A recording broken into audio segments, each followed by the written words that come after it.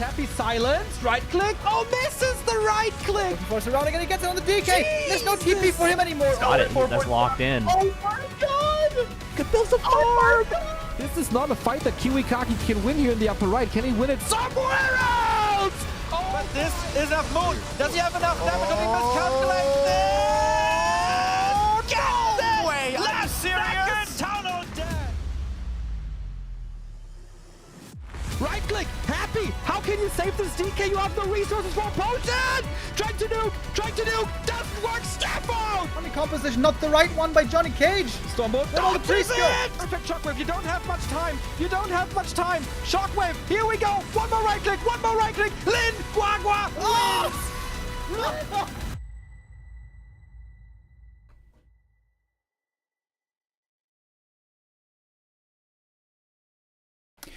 Good day and welcome everybody to our next day of the group stage, the last day of the group stage here on our Saturday.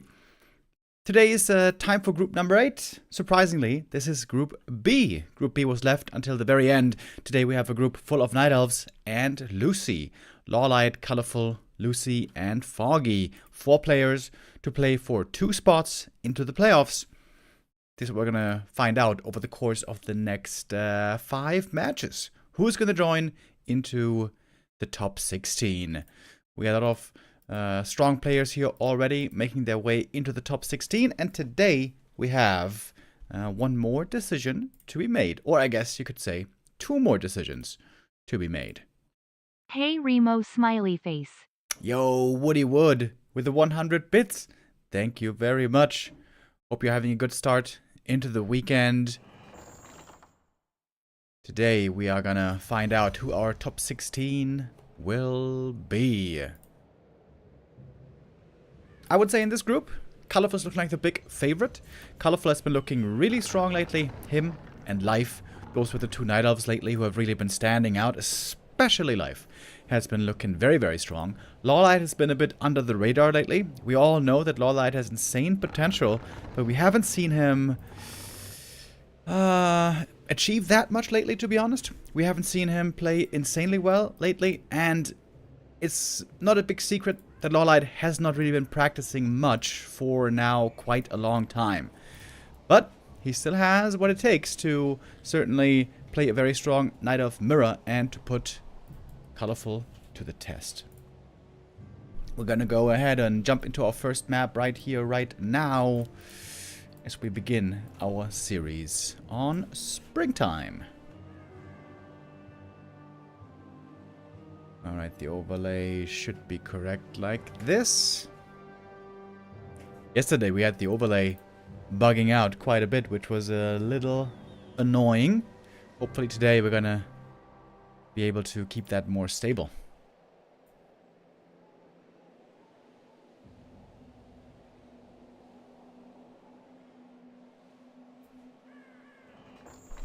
So first things first.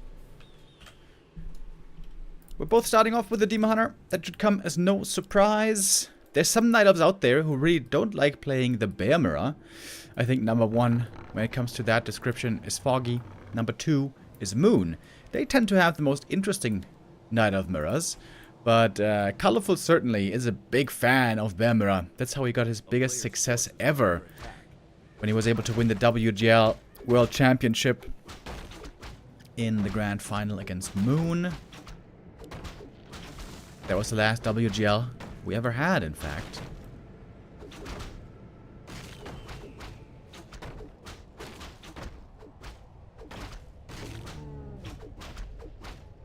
And LawLiet very often is going to be eager to go into Night Elf Mirror, or I should say Bear Mirror as well.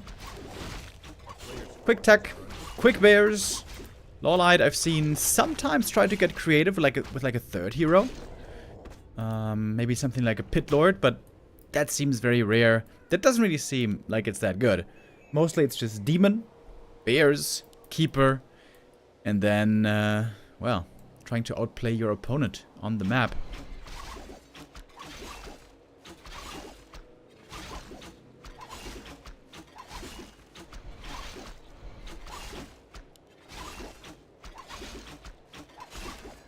Ring versus claws. What's better? It's very, very close.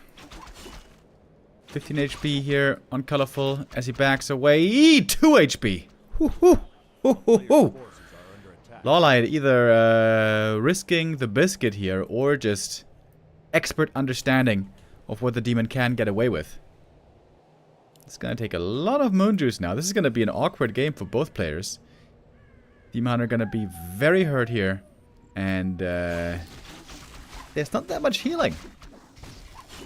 Moonwell healing is amazing when you're in a comfortable spot. You get lots of moon juice. You get something hurt. You staff it back. You heal it up instantly. Then moon juice seems incredible. But when the moon juice is low and your units are hurt, your hero is hurt, that's when things get awkward. Good thing is now we got nighttime, so moon juice is regenerating. Both going up to 4 moonwells quickly here. And Hunter Saul and Lures to be coming soon. Couple of archers to stabilize you on the way to Dryads and Bears. Oh, TP being sold. Both selling the TP. Okay. Is that the new norm? The player's forces are under attack. Perhaps it is. Shouldn't Fire Lord, Pit Lord, Tinker, Panda, Dragon Haze all be good? Yeah, that's something that was speculated on for a long time. But nothing really seems to stick. The big problem is a third hero would slow down the progress on Demon Hunter and Keeper, right? And those heroes are super strong, extremely strong in Bemra. And not only does the third hero slow down your progress on the other 2 heroes, also that is money spent that is not going into bears or upgrades. And probably the biggest problem is, when you go for a third hero, you might be forced into a fight early, and on level 1, heroes are very weak. If you go for a third hero, and he gets level 3, maybe even level 4, well, then you're in a great spot. But it seems like the third hero play is just too low tempo for too long.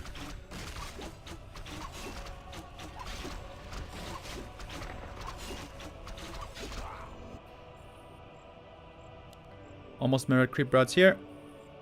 Colorful with some good items. Quethala's boots. Ring of protection.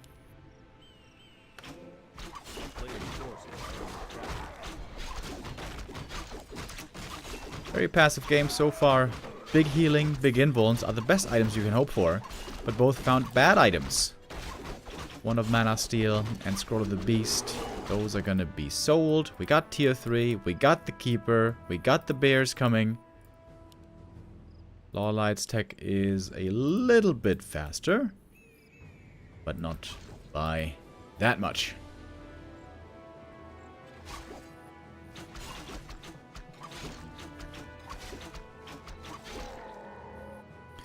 Quite the passive early game so far.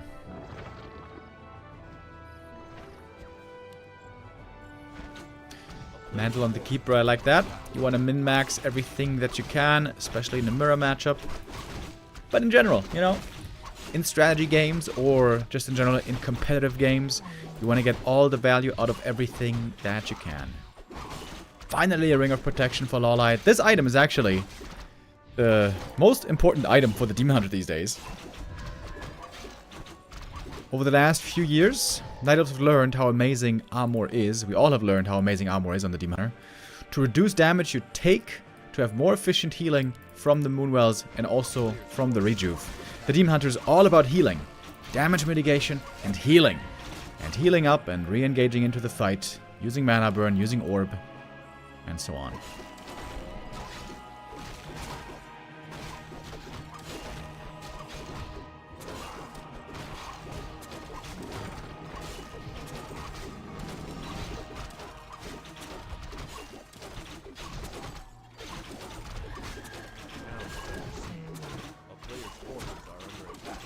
Talisman of Evasion.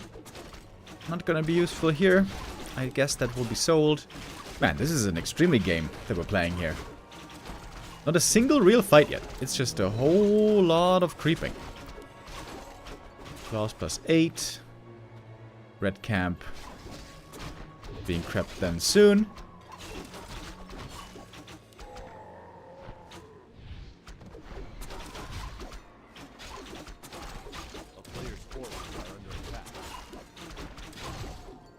A slow start into the day.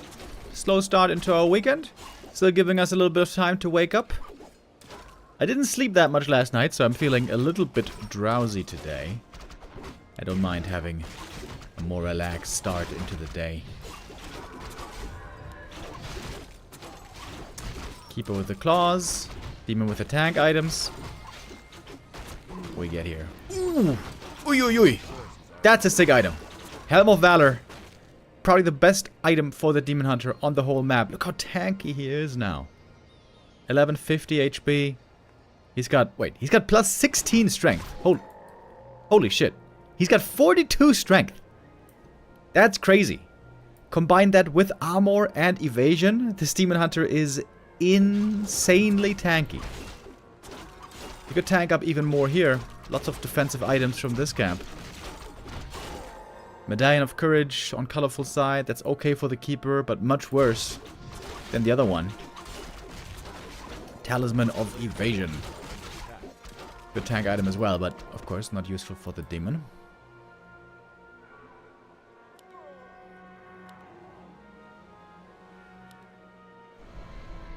Don't have an Orb of Venom yet. Oh, wait, what? Is LawLiet really gonna fight into the enemy base where there's Orb of Venom? He's got a strong Demon Hunter, but fighting without Orb of Venom is normally very, very dangerous. Gets an intercept though. That is 2 archers dead for free. LawLiet with a supply lead here, also with so much gold. How does he have so much gold? Not gonna press the issue here. Buy some scrolls. He certainly has the gold for it. Maybe he doesn't even need an Invo Potion. With a Demon Hunter being this tanky.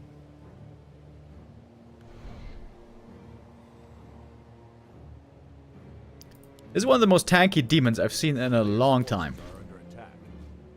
Plus 16 strength. And 12 armor. Plus, of course, evasion. Alright, now we got an Orb of Venom also on the other side. Bear numbers seeming pretty equal here. 3 versus 3. First bear has to be staffed out. This bear is gonna die, though. Colorful. Used to be known as the King of Bear Mirror. Demon Hunter targeting by LawLiet seems a bit weird, right? The demon is super tanky, but the demon is just being ignored, so all of his tankiness is not really doing anything for him. The demon was also partly attacking the creeps. That didn't seem ideal. One more bear here. Does get away. Demon Hunter over here. You see how he can pace tank the army pretty well. Oh, what's going on now? Demon Hunter and Keeper looking for more kills. Colorful is deep behind enemy lines. When he's gonna get 2 bears. Damn. Does he have a staff to get out? Yes, he does. But now the Keeper is a bit abandoned. Left to his own devices. Players' forces are under attack. Oh. Keeper gets entangled here. LawLiet lost quite a bit there. He had lots of gold before, but now all that gold is gone. Falling back to the shop here, Colorful. Looking for the heal scroll. Surely. I think it may have been on cooldown, though. Demon Hunter now taking a lot of damage. All of a sudden, all that health has disappeared. Staff gonna be needed soon, I guess. Oh, don't want to lose the demon. Replenish potion, also very nice. Can use that here to heal. Supply still sees both players very close to each other. But it seems like Colorful is getting the way better end of these exchanges. Oh, both heroes close to falling. The rejuve. Oh, doesn't save him in time. He gets in one more swing. And if he gets the Keeper as well, I guess that's game. Oh, and does get him. Man, I thought LawLiet was going to be in a great spot. The demon was so insanely tanky. But Colorful simply taking the fight much better. Microing the fight much better. All it took was that one fight. And that is Colorful winning map number 1.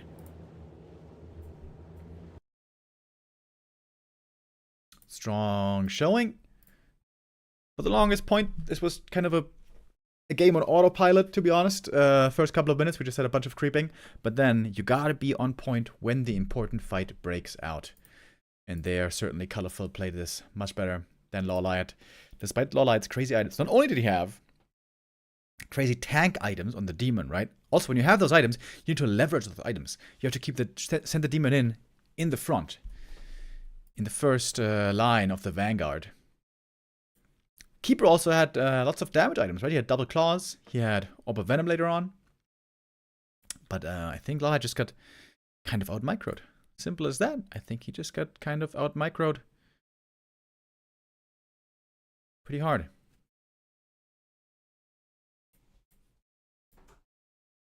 Okay. I think map 2 is not starting yet. Maybe they're in need of a bit of a break here. Oh no, wait. Did they switch to War 3 Champions?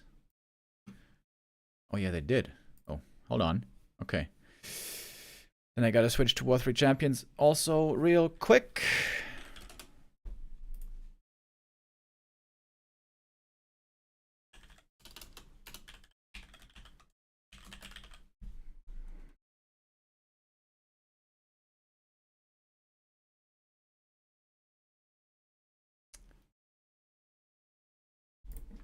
Gonna take just 1 minute and then we can join in.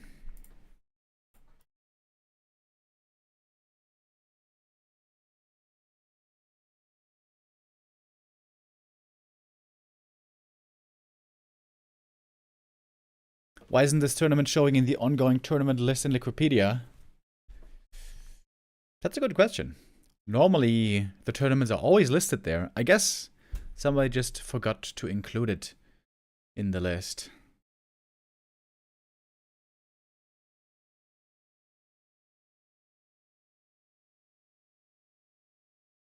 Okay, here we go. War 3 Champions launching. And I think now we got it.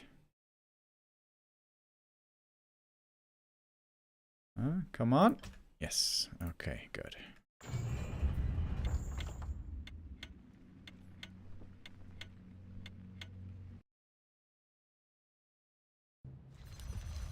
Okay. So, let's see. LawLiet, he got off to a decent position. Again, the items were wonderful. What the hell? I want to see that. There we go.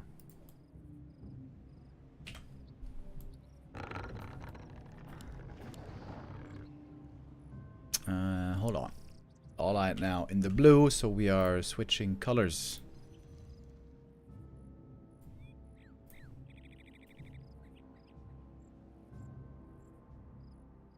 Alright, now we got everything nice and proper.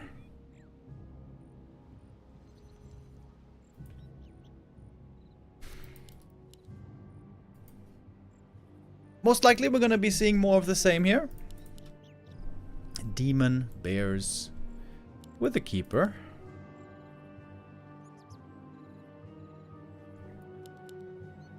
Coming up after this match, by the way, is going to be Foggy versus Luci.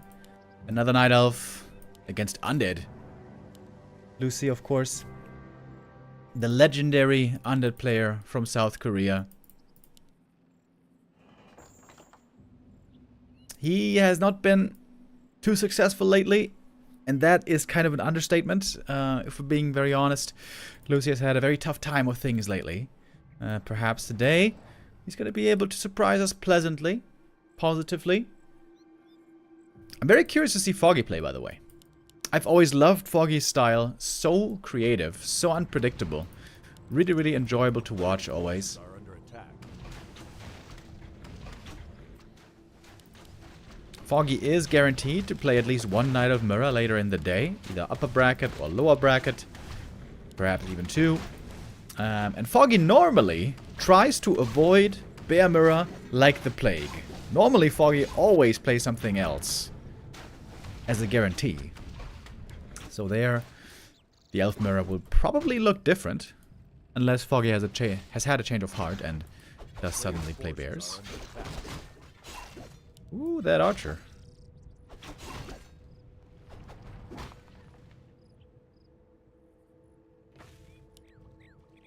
Oh, Colorful with a bit of a shaky start. Archer taking lots of damage. Losing a Wisp here as well early on. That is definitely not ideal. LawLiet picked up the circlet early on, so he's now way stronger at trading. He would love to exchange blows right now with the enemy Demon Hunter. Colorful, being weaker in items, has to rely now on more units if he wants to go head to head.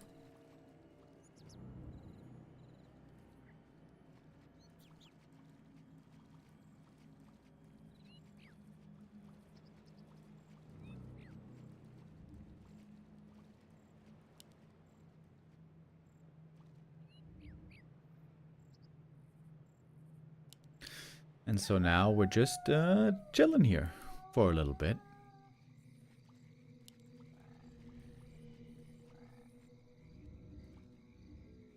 Lots of invis also being used right here. Both making a handful of archers. Piercing damage, of course, not super effective against Demon Hunter, but it still adds up, you know? Every little thing adds up a bit.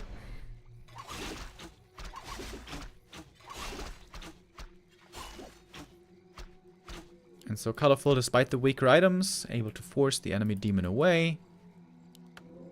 With the speed, I guess this should be. Indeed. A player's forces are under attack.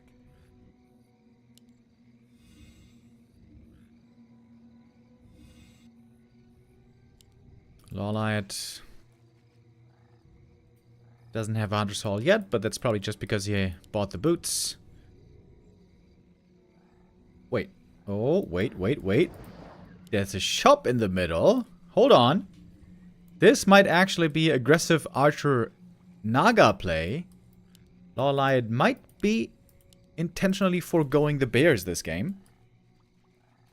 Makes quite a bit of sense here as well. He applied lots of pressure on the enemy side. Colorful's Demon Hunter is very weak. No level 2, not even any stat items. Yo, Storov with the resub. Thank you. Invis around. That was pretty sick. 4 points around with the archers and the demon. Oh, LawLiet looking for a tempo play. Oh, he's gonna get one archer killer as well. Probably. Oh, or perhaps not.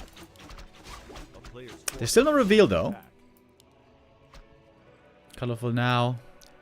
Did get the dust. And we got double Naga. Colorful wants to have the counter Naga ready against the incoming attack. Gonna have to go for a heal potion right away. Oh, the Wisp block. Oh, the Wisp block here is beautiful. Prime 1. Yo, Tuanshu87 with the resub. Thank you. Colorful gonna have to TP away. Get his heroes back to the base.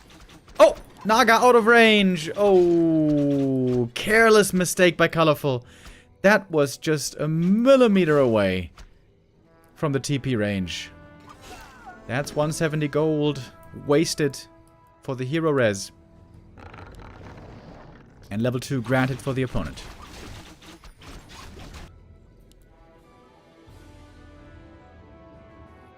Seems to be a good spot for LawLiet right here. Good strategy. A player's forces are under attack. Oh, but he's not going for the tier 2 pressure after all. LawLiet is in fact teching. Good scout here by Colorful. Sees the tech, sees the winds. LawLiet is gonna go Talons.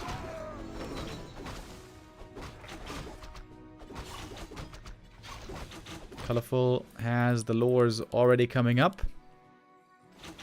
Talons do in fact annihilate bears. So it's not like Night Elves don't have a counter to bears and Bear Mirror. The problem is though, the player who's trying to go bears, in this case Colorful, when he sees Talons, he can just skip bears and go MGs instead.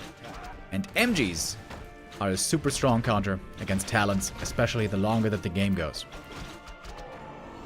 Thank you, Hefty Sneeze, with the resub.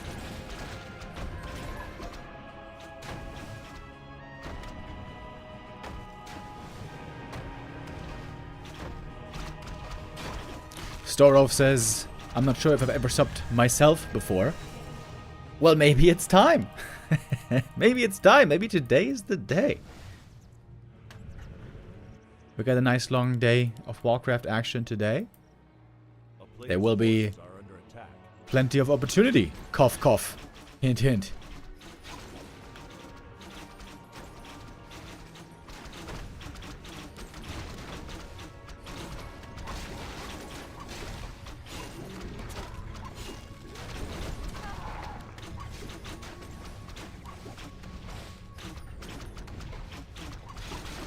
Alright, I would say with a good game so far.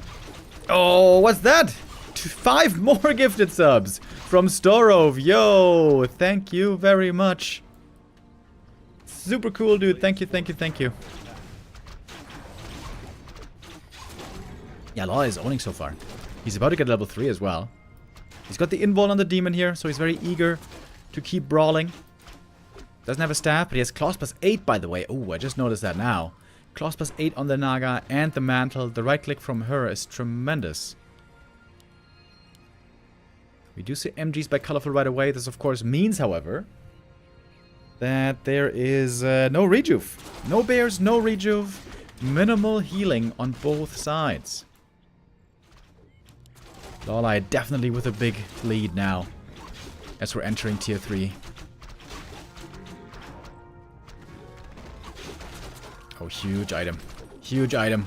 And LawLiet might be able to steal it. Gets an archer kill. Item at least goes to Colorful, but the demon goes down. That's game. That is game. Can't tell me nothing else. Sure, there's an MG.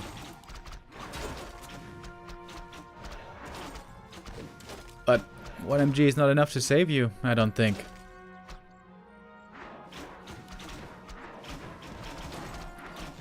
Colorful now has to get a lot of mileage out of this orb of venom. Naga holding the orb.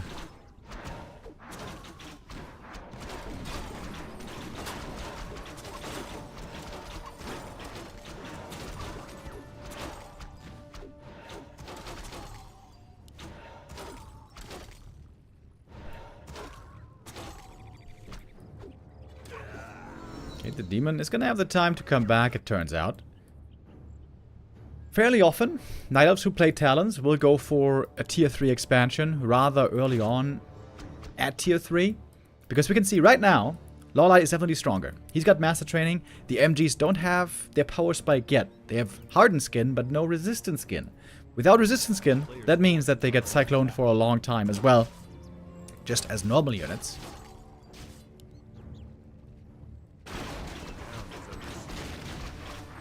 LawLiet with a Tinker third. He's got such a huge experience lead.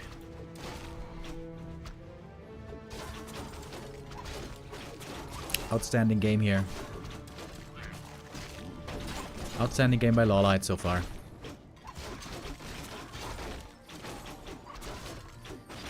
It started all with the aggressive move, right? He got the gauntlets, he got the circlet, and then pressuring right away. Demon Hunter was not allowed to even get level 2 for such a long time.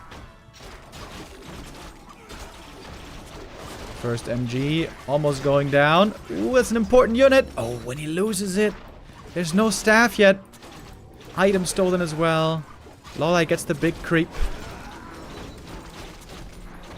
Oh, almost the Demon Hunter going down, though. Ooh, that was scary. Not too much moon juice. Back at home. Colorful's trying to find his comeback right here, right now. Invul Potion is going to keep him safe for 15 seconds. This is the big invul, not the small one. Heal scroll being committed as well. There is the heal pot still on cooldown, though. Wait. Ooh, the Demon Hunter almost goes down in the back. I think he could have killed him. If he just chased after him, he could have killed the Demon Hunter here. But there's the heal pot. Demon Hunter now healthy again. And it is so close. But the Demon Hunter goes down once more. I think Colorful just missed his opportunity. He might not have realized that the heal pot on the enemy demon was on cooldown. There must be a staff, surely. And there is. Expansion is coming up now, by the way. Still taking a little while. Ooh, the Naga. If she gets slowed a bit more here, she might be going down. Ooh, it's so close. Oh my god. She just barely might get away. Super close calls here for LawLiet. He almost lost the Demon Hunter. Wait, is he losing the Naga? 2 HP! Oh, he lost her! The Dryad runs her down. Colorful just got a lot of kills. All of a sudden. Could have been even worse for LawLiet. Could have been the demon going down as well. Okay. Colorful with a chance still. When the demon comes back, he would have to take out the expansion though.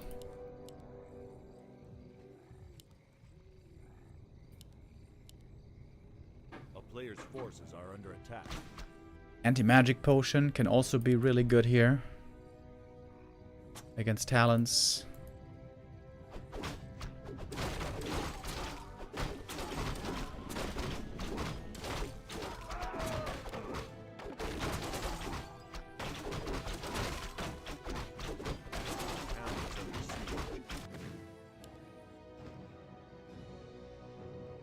Big creep camp here now for LawLiet. He's gonna get level 4 Demon Hunter here. Maybe even level 4 Naga. Colorful is counter-expanding. But he's 3 minutes behind. Colorful was playing his way back pretty well from a terrible position. But his spot is still looking very bad. Oh, Claws plus 12. That's also really good. If the demon gets cycloned here, he's just dead, isn't he?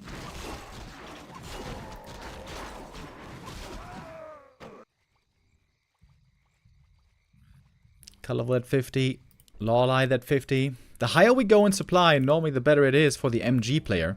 Once there's like a front line of 4 MGs, that is very, very hard to deal with talons.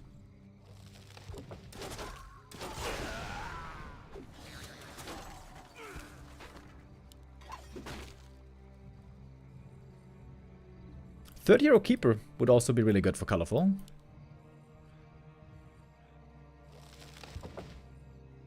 Why is Colorful not making more Moonwells? A town is under siege. He's got more than 800 gold here.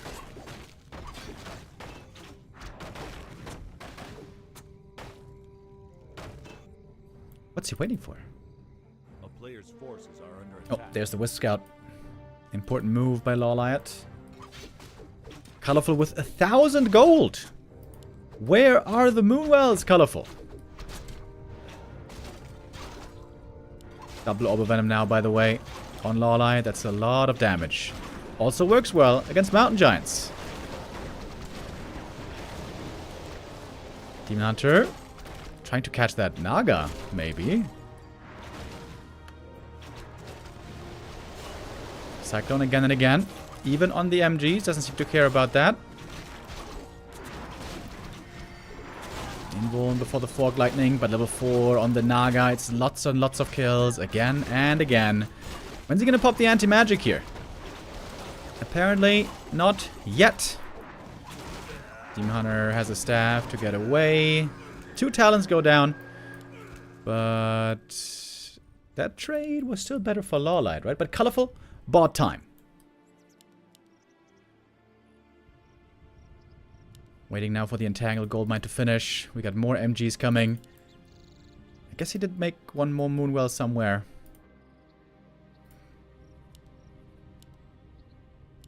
A player's forces are under attack. LawLiet has the triple hero though. LawLiet has triple hero with really good levels. Tinker's about to be level 3 as well. Maybe you should go passive here. If you skill passive on the Tinker, the Clockwork Goblins spawn faster. He does go passive. Okay, cool.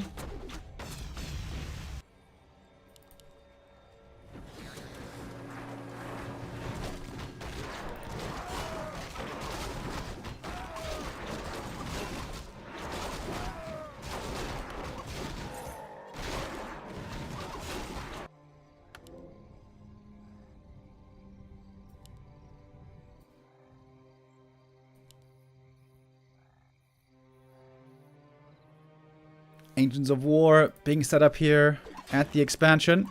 MGs with sticks. Pretty dangerous against buildings, as we know. LawLiet has the Pocket Factory. Oh, this might be an expansion versus expansion trade. Very difficult to repair here with Wisps because the Fog Lightning one-shots them. Oh, MG is too stupid to reach here, as it seems. Expansion goes down. Can he get the counter kill? No, he can't. Now LawLiet only has to defend. Oh, the Ancients of War here are actually great. Trying to save that Tree of Life with Cyclone, but he gets it. Tree of Life goes down. Expansion taken out. And now the MGs are very, very annoying. How do you take out these tanky mountain giants? 2 Dryads going down versus 1 Talon. Both back to 1 base, which probably, normally, favors the MG player. But LawLiet's heroes here are so strong. So strong. 4-4-3. That's fantastic. Only 3-4 on Colorful.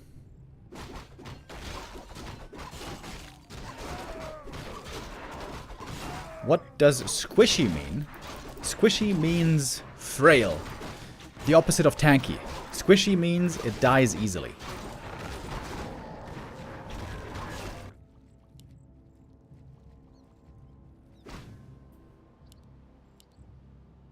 Demon Hunter almost level 5. Sobi Mask here as well. A player's forces are under attack. It seems like LawLiet is not going to give this game away anymore.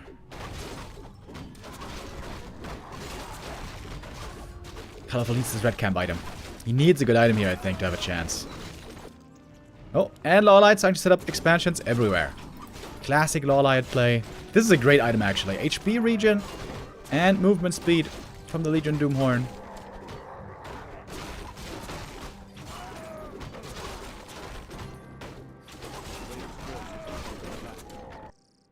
Tree of Lives everywhere. Signature LawLiet move.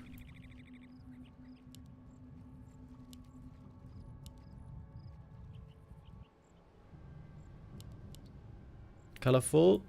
Not really able to build a bigger army either. He's got 4 Dryads and 4 MGs. That's it. Pretty good upgrades with 2-1. LawLiet's levels are ridiculous though. Ridiculous. Naga with plus 24 damage. Demon Hunter with plus 19 damage. Now he's level 5. Tinker's about to be 4. Naga's about to be 5. I mean, this is just... it's just too much. These levels are just too much.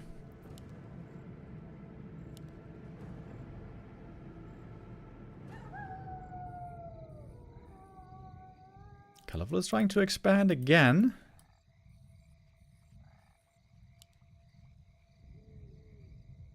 I would be very surprised if Colorful ends up winning this game, I gotta say. MGs now have some pretty good life regen here at nighttime, you can see.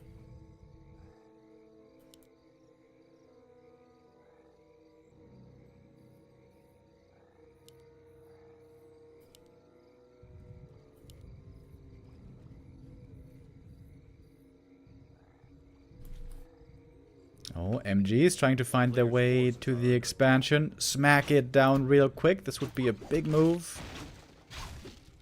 If it's successful. When they pick up the sticks, they got siege damage.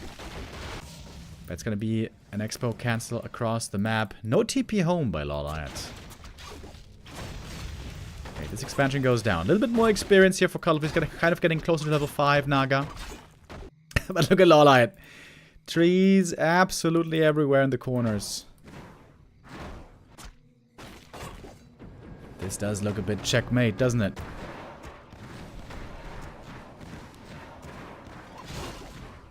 TP home now with the MGs. Dryads are up here, but they're not going to take out that Tree of Life.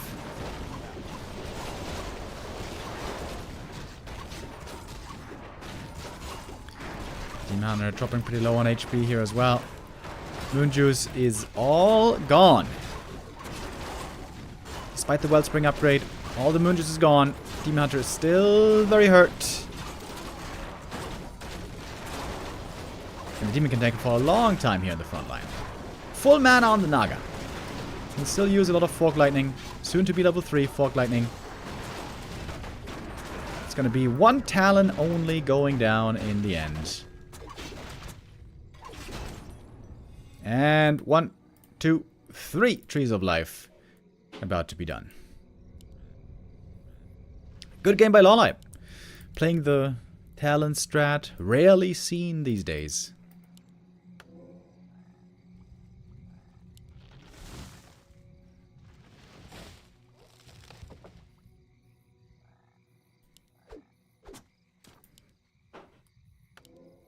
Level 5 Demon Hunter leading the charge.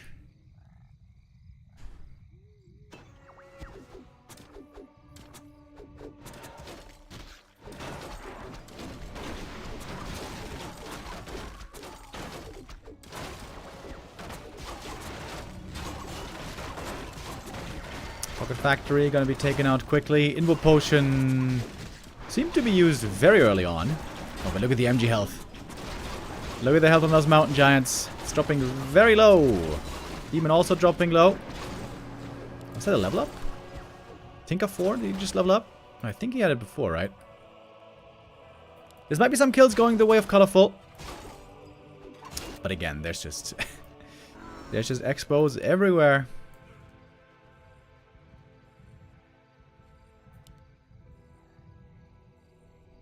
Tree of Eternity here is very, very slowly moving to the center. No Nature's Blessing for Colorful.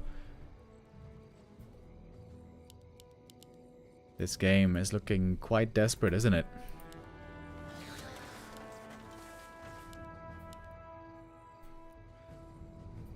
LawLiet with some special strats here. Nice to see. Not just purely Bear Mirror.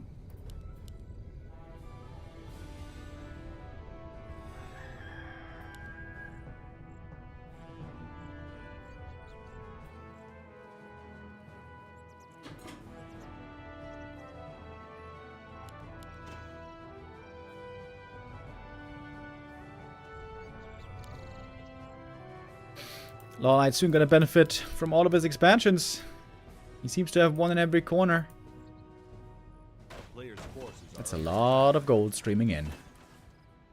Also still lots of gold on LawLiet, so his economy is rocking in all regards.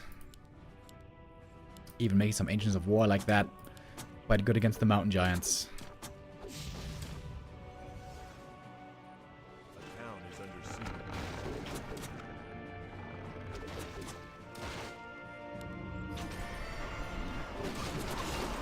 Good mana burn. Naga gonna be very dry at the start.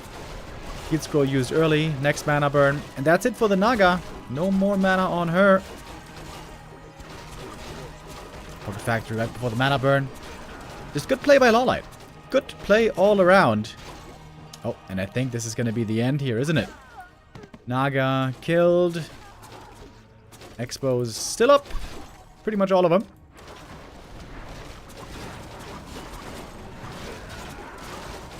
Not too much mana left for Cyclone.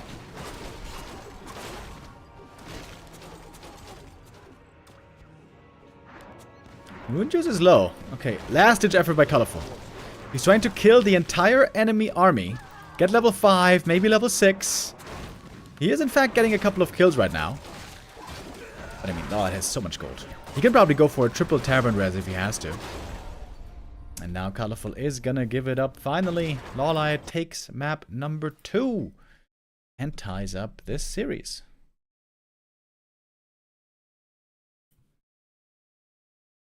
Good play by LawLiet. Comes in with the surprise. Talon play. Played the early pressure really well. The follow-up attack. If that Naga didn't die, I feel like the game could have really looked different. Remember when he TP'd out away from the middle? Up until there, I would say Colorful played it really well, but then losing the Naga in the center, that cost him more resources, gave the opponent more experience. Small mistakes here that can make the difference.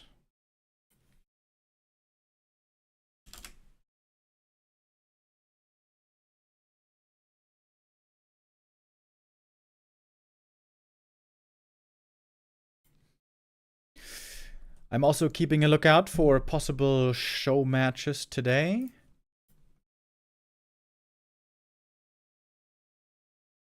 But so far, I'm not seeing any. Oh, and apparently our next map is going to be Amazonia. My own personal favorite. Hooray. Can't wait for that one.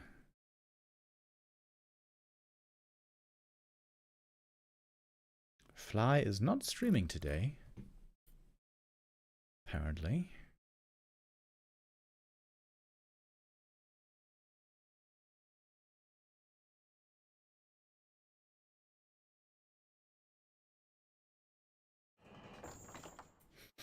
We got Infi playing some ladder games.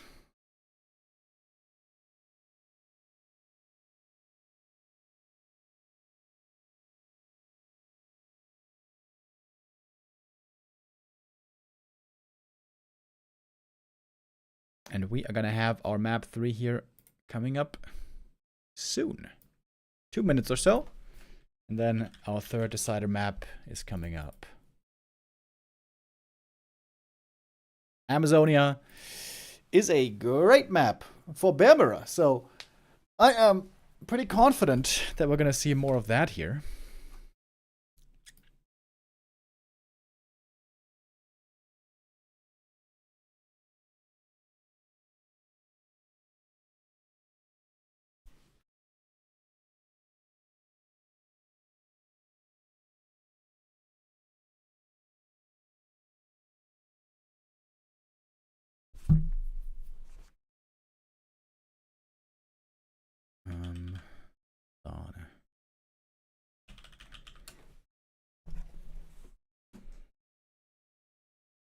Gotta write something down real quick.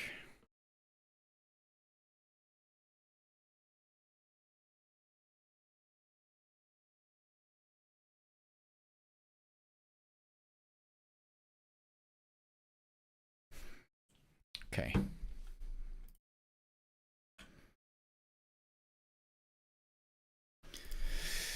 Now, what are we going to see on the next map? You know, a long time ago, or maybe not so long ago, we used to see also some Podem play on some maps specifically. Used to be quite popular, especially in Concealed Hill with the long walking distances and with the fountains and with the lab for the Zeppelin. We used to see a bit of Podem hunts play in the past, but haven't seen much of that in a while.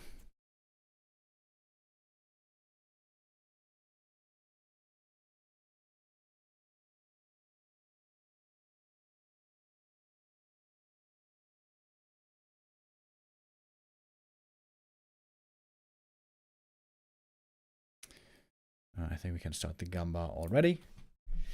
All right. Next map to determine who remains in the upper bracket. Who's going to drop into the lower bracket. So far, very even contest between the two, right? Also on map 1, it was a close affair. LawLiet seemed to botch the late game there a little bit. I was a bit worried that LawLiet was just going to get outclassed by Colorful today. But that was not really the case.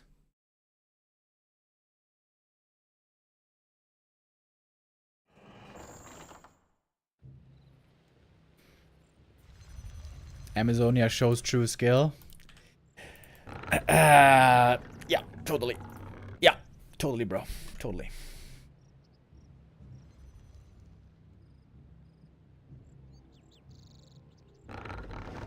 Dude, why does this...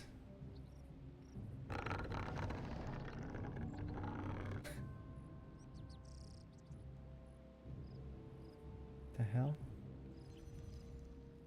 Sometimes my KK just doesn't...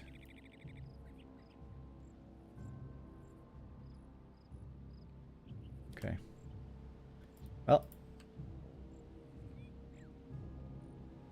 Okay, I gotta add a scene here in OBS. Hold on. One of the many bugs of the KK platform. LOL.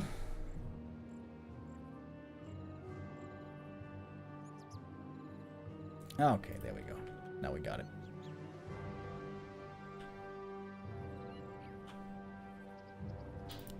So, here we are. Map 3 for the decision. LawLiet and Colorful once again going for the tried and true Demon Hunter first.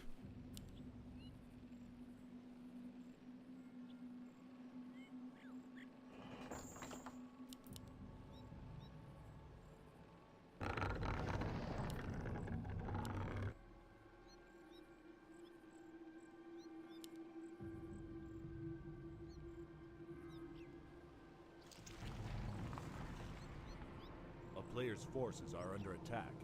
The town is under siege.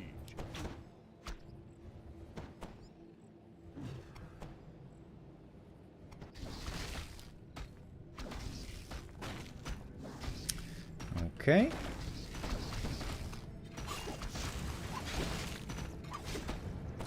What do we got here so far?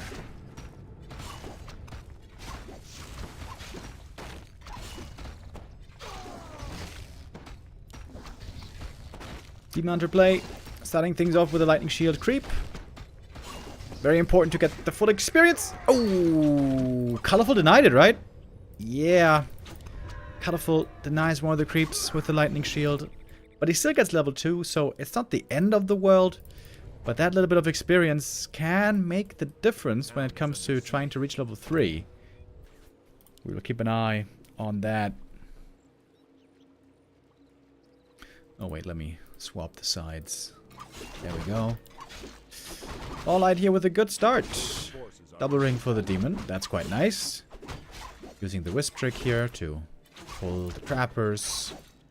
Minimizing damage. Good play. Oh. And fantastic items. Slippers. Great damage items also for colorful, but no ring of protection, which, as we know, you love to get on the demon. There's tons of tomes also on this map, by the way, which is great for a demon hunter. He can use so many stats so well. Intelligence, not so much, but HP, strength, agi, armor, all very good for the demon. So I guess it's just the norm that you sell TPs these days. Interesting.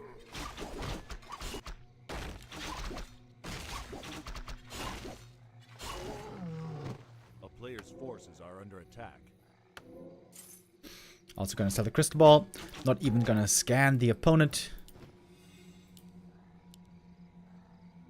LawLiet feels like he knows what to expect. And honestly, this is colorful. You know what's coming.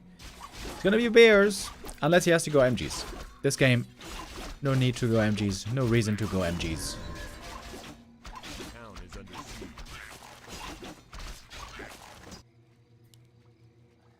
A player's forces are under attack.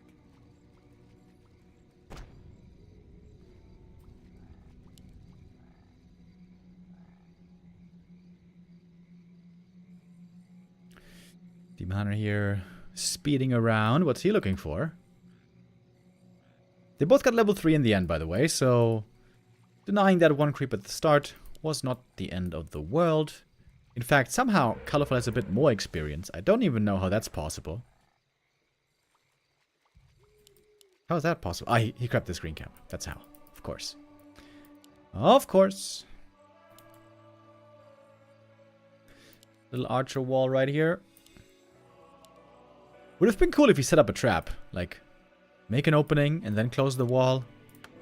Demon Hunter might be stuck, of course, without a TP. Sentry wards are insanely good on this map. It's such a small map that one sentry ward gives you incredible amounts of vision. Like this sentry, look at that. This sentry almost is like half the map.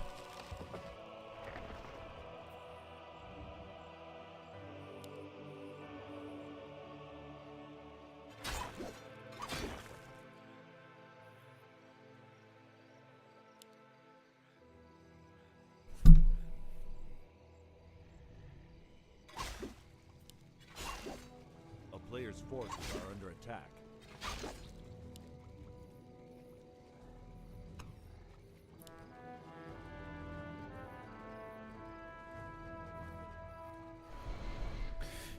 It's a slow early game again, as we see often with the Bear Mirror.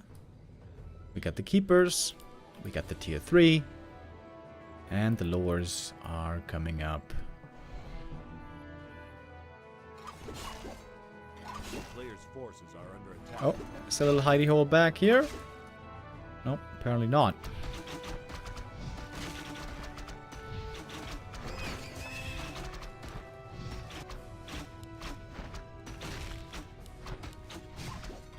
Oh, entangle. Hold on. Oh, wait. Is that a kill? Oh, that's a kill. LawLiet is asleep on the wheel for just a second. That's gonna cost him the first hero. Oh man, it's gonna cost him more. Next entangle. It's gonna be an archer as well. 1 archer minimum, maybe 2. Oh, that is extremely bad. 2 archers and the demon lost. Early on tier 2. Gigantic lead for Colorful now. Maybe you should just expand now. Just creep the expo, throw on the Tree of Life. What can LawLiet really do against that? Doesn't seem like much. A player's forces are under attack. Oh man, we've all been there. You're just looking away at the wrong time, not paying attention for a second, and boom! All of a sudden your hero's dead. Your units are dead. And of course that is the risk of selling the TP. Throw the Magi. Decent item for the Keeper. LawLiet might be getting Creepjack down here. Tome over there.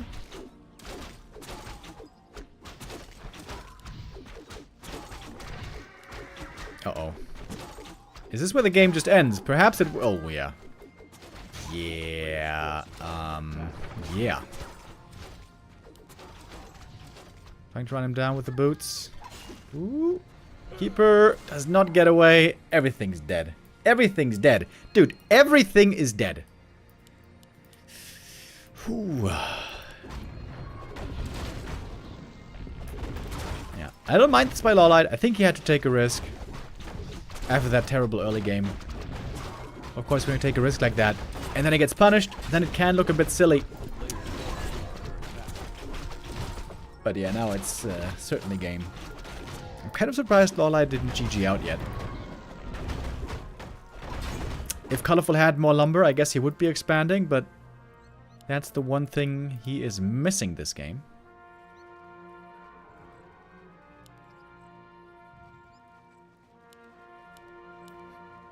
Crazy levels. 4-3 already. 9 minutes into the game.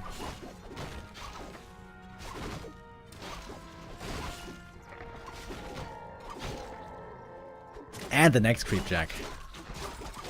Yeah, I mean, this is kind of typical Amazonia play, you know? Like, it's such a small map. Really easy to find your opponent always. Neat little move there with Zeppelin. Getting away.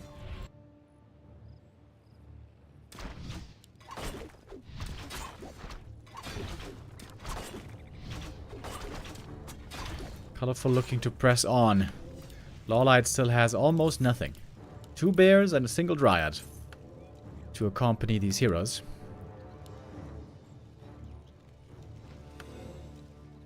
Two levels ahead. Will be an upgrade ahead as well.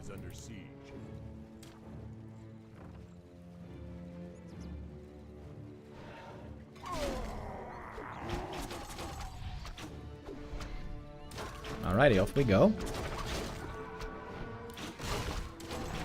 Wait, no? Abolish? Oh, it does have Abolish. Colorful not using the Abolish here. Small mistake in an otherwise excellent game.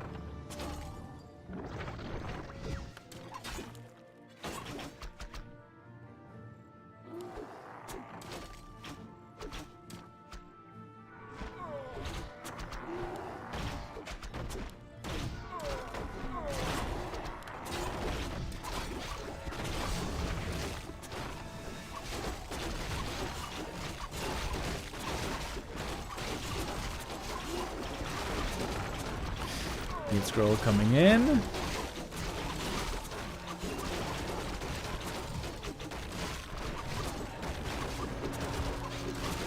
LawLiet's holding his own pretty well. He's playing with the staffs, he's playing with the zeppelins, he's trying to rely on his base defense. The Moonwells, of course, also a big help. And LawLiet is holding on valiantly here against this push. Colorful, though, still with a big army, still with 52 supply.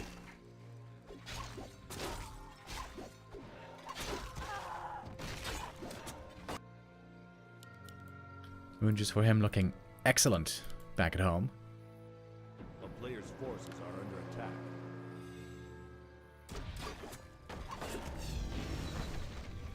And we're staffing back. Would have loved to see him buy a second orb of venom here. Give the orb to the keeper, staff out the demon, bring the second orb, you know. But also without it, this should be enough. I mean, this early game was, of course, ridiculously one-sided.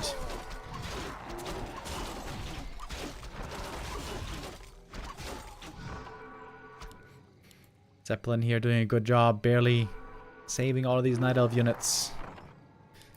It seems like there's not enough bears to heal everything up. Love the work that you do, guys. By the way, it's a death sentence to go with CF on this map in Bear Miro. Thank you, Shaq, with the resub.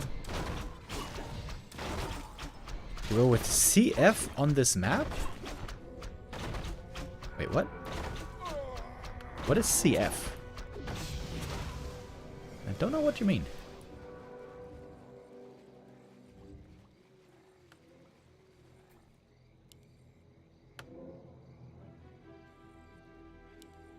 Ah, colorful. Aha, that's what you mean. Ah, okay. Ah, okay. Colorful indeed. Used to be known as the king of Berbera. I would say Kaho and Laith have also been making a good case for themselves. But colorful certainly impressing here on this third map.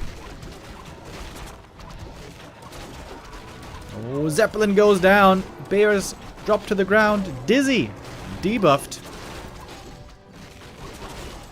Is the demon staffed home? Oh, yeah. But he's coming back with a tele staff. And this might be now enough. Put the final nail in the coffin. Everything's hurt. Deep red.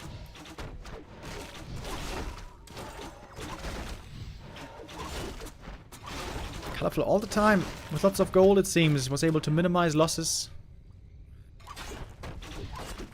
He should really buy a second Orb of Venom finally. It's such a big upgrade. That's the one advantage LawLiet has over Colorful, the fact that he has double orb. Ooh, demon. One entangle could kill him. Useful. Demon not dead yet, but perhaps not long for this world.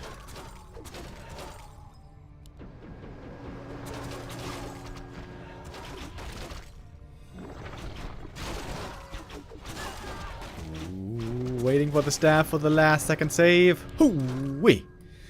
20 HP. Dancing on the edge between life and death. The player's forces are under attack.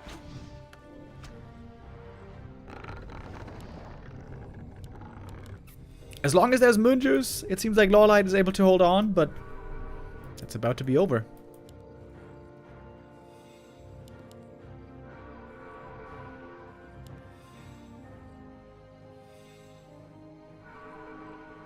I wonder if Colorful is forgetting about the Orb of Venom or if this is intentional. I feel like it cannot be intentional. It is so good. Like, Orb of Venom is good on almost every hero. It is certainly good on every ranged hero. There's a couple of heroes it's bad on. Melee heroes with bad attack speed, with weird animations, with weird spells. Alchemist, Tinker.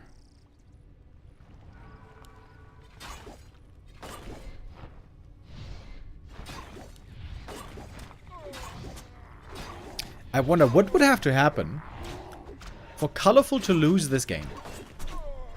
Like, losing both bears, I mean both heroes and all bears, would that be enough? That might not even be enough.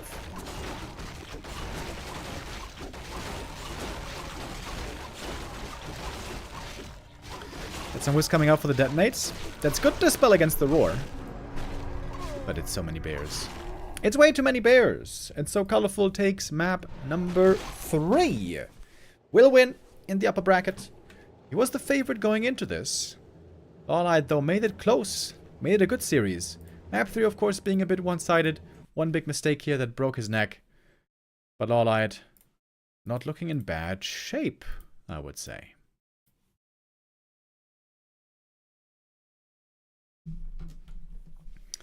Okay. Colorful, our first winner of the day. We'll move on in the upper bracket. And should be the favorite to make it out of this group in first place. We're going to be seeing him later in the third match of the day. Our second match of the day will be coming up soon. It's going to be Luci versus Foggy. We're going to go into a break here in the B Cup. They take a bit of time to get the game started. So we're going to go into a break now and then come back with Luci versus Foggy after this.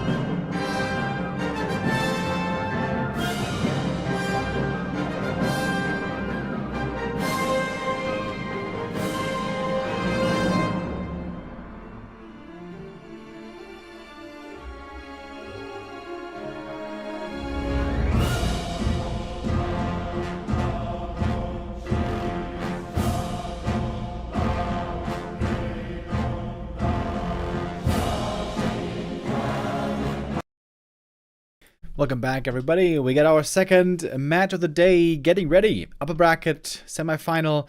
The match between Foggy and Luci coming up now. I wonder, when was the last time these two played against each other? It was actually the B2W Weekly Cup last year in October.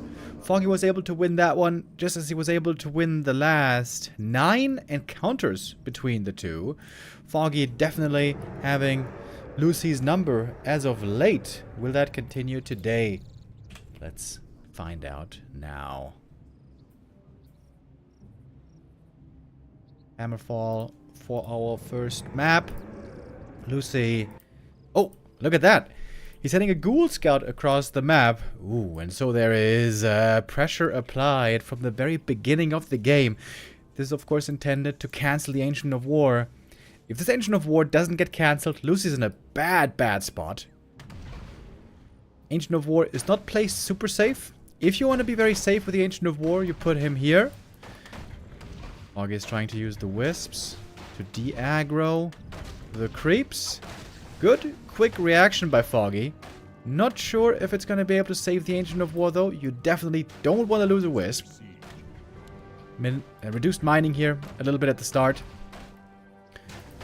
But so far, the Ancient of War has not fallen. Ghoul again. Gonna aggro the creeps here. More wisp being pulled out. Ancient of War must make sure not to attack the creeps. Has to make an archer right away. And he does. Good counterplay by Foggy here. Oh, needs to repair though.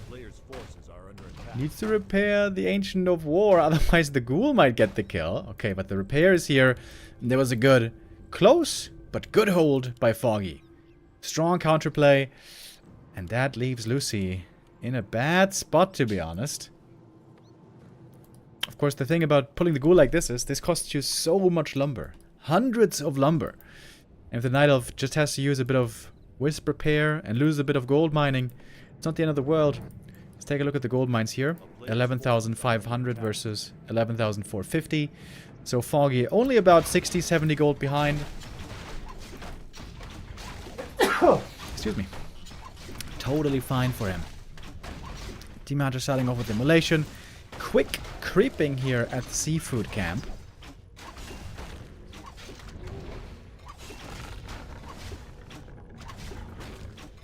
Gloves of Haste and Tome of Intelligence. Not exactly wonderful for the demon, but he's still gonna take what he can get. Oh, Luci using all of his mana here basically to creep this small camp. Oh, and there's a double crypt. That's how I know my Luci. Very, very aggressive. He's played this style for a long time against Night Elf. Demon Hunter, ooh, finds the slippers. That's a fantastic item. And this is going to be very, very aggro. Very all in. Foggy is considering a fast expansion by Luci as well. Scouting up here with the Wisp. But it's going to be the very opposite. No expo, no late game, no economy. It's going to be Davai. All in. Soon. But not yet. Luci wants to creep a little bit more. Get level 2. Smartly he placed the crypt in the back, so this second crypt is difficult to scout. If he wants to go all in though, he is going to need a skull, surely. Ooh, good archer scout. Great archer scout by Luci. I'm not sure if he saw the crypt though. He sees no tech. But Foggy may not have seen the crypt. Oh, he's teching. That's not what you really want to do. What you want to do is defense, defense, defense. Lots of Ancients of War. And archers. Oh, Foggy doesn't know. Foggy. Foggy.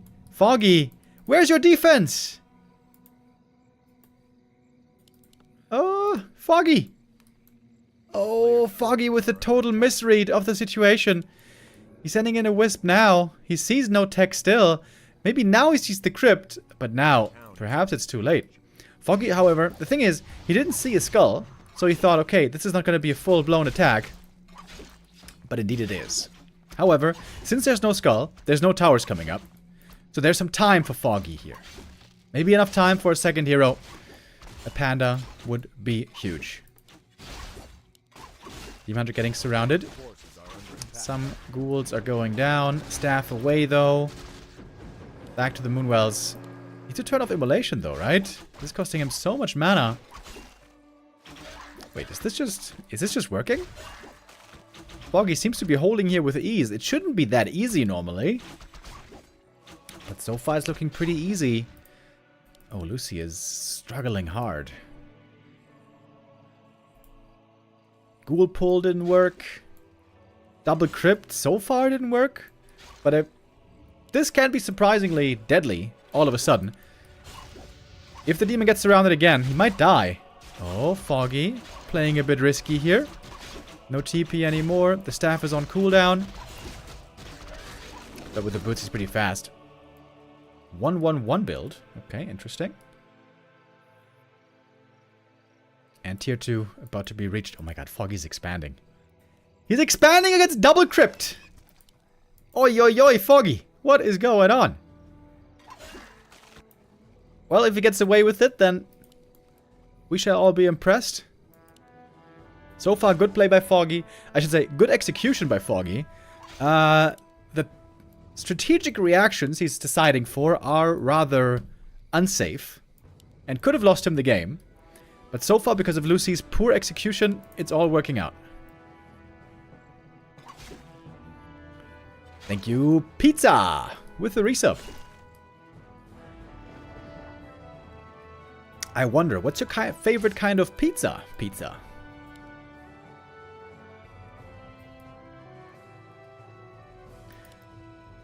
Everyone knows, of course, that Foggy is very much an expansion player, macro player, 2-base player. I wonder if that played into the decision here of Luci trying to be aggressive. Maybe he was anticipating Foggy's greed. It is so many ghouls.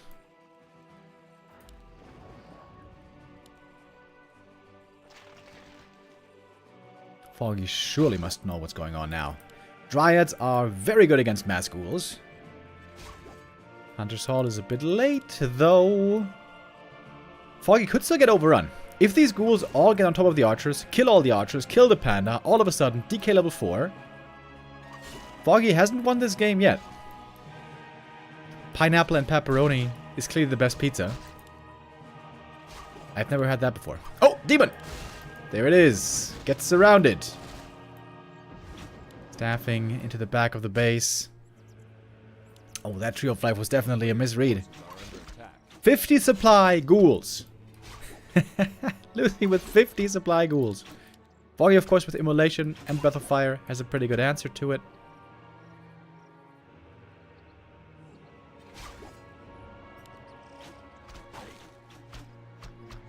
Please start the pineapple discussion. Yeah, I myself have never been a big fan of pineapple pizza, but I also don't understand how some people get so hostile against pineapple pizza. If others enjoy it, then I feel like it's fine to let them enjoy it. Oh, the panda might not enjoy being surrounded here. There's a staff being bought just in time. Foggy able to keep his heroes alive. Just well enough. Oh my god, that's so many ghouls. Dude, this looks like Footman Frenzy right here. So many ghouls. And still no dryads. A lot of damage coming out from the Immolation. Heal scroll against it, though. Panda does not have the time for another Breath of Fire. He's gonna go down here. Oh, Foggy. Oh, Foggy. Are you gonna lose this game because of the Tree of Life? He might still. One lore definitely getting cancelled. Oh my god, is Luci winning? Is Luci actually winning this? Is he actually winning this? DK level 3. Demon Hunter very hurt. Staffing away on 40 HP. Moonjuice is low. Tree of Ages is fighting with the rest. It's just mass ghouls. Panda does come back. That Breath of Fire is going to be good. Has to hit well. Hoi! Oh my god! Holy shit! What was that? Like 5 kills? Double level up. Okay. Foggy, I guess, does win. But why did he tap out? The panda was out of mana. The demon was out of mana. I think Luci could have stuck around here. I mean, he just lost 1 million ghouls, but there were more ghouls coming. I don't think that was necessarily over. But okay. I guess he saw it different. Foggy wins map number 1. But he almost threw it away, dude. He almost threw that good early game away. Scouting by...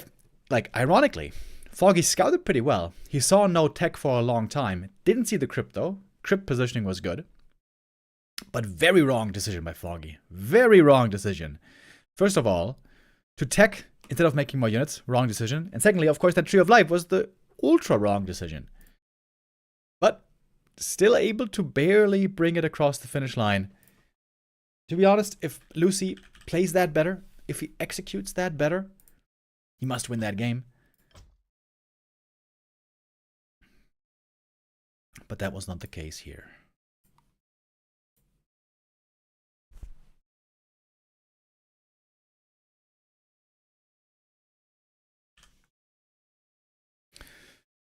Dude, it is so warm in here. Is the radiator like on 5 or something? Hold on. I gotta turn down the heat here a little bit.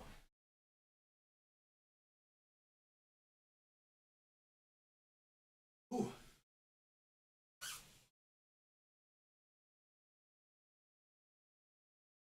I am sweating.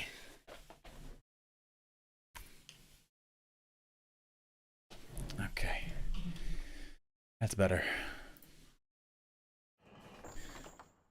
Map 2 is coming up next. And the choice is Springtime. I feel like this is the favorite map for undeads these days against Night Elf. If the undead is a cheese undead. Why do I say that? Well, that's of course because of the specific nature of Springtime. Springtime has a free, open expansion in the middle of the map, where you can expand without having to creep. That's the upside. Of course, the downside is it is very central in the middle of the map, very easy to attack from every angle. But I could certainly see Luci trying to go for a cheeky play like that.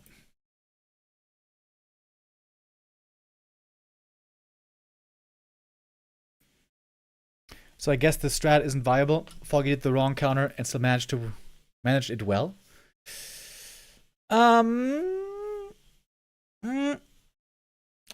The strat isn't viable in the sense that if the Night Elf reacts perfectly, you lose. However, the strat can absolutely win if the Night Elf messes up. Foggy messed up on 1 or 2 occasions. But Luci messed up way more. Luci's control there just was a little poor, to be honest. Especially in the first attack. Like, when he was at 50 supply, when he killed the archers, killed the panda, almost killed the demon hunter, he almost won the game right there. There he did okay. But in the first attack, when he first attacked into Foggy's base, before Foggy was tier 2, that's when he should have gotten way more done.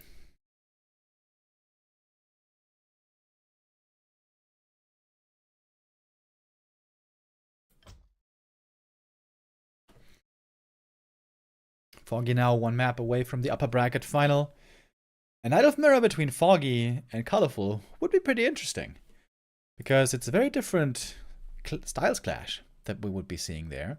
Foggy has long been a hater of Bear Mirror, and Colorful is a lover of Bear Mirror. So there would be different styles being played there for sure. I could see Foggy going Bottom Hunts, maybe even Keeper, Archer, Expo, weird stuff, or just Talons, perhaps.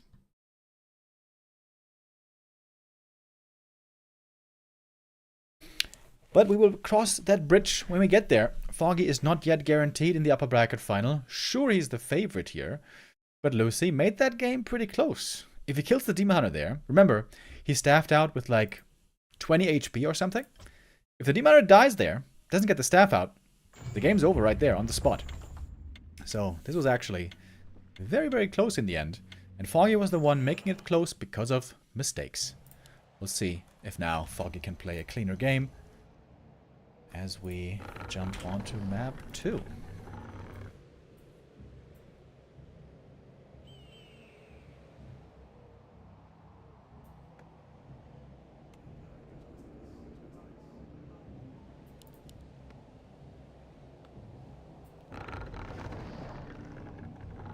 Foggy with the Ancient of War, kind of far away from the creeps. Doesn't want to have a ghoul cancel, ghoul pull, I should say. Doesn't want to have a ghoul pull cancel his Tree of Life.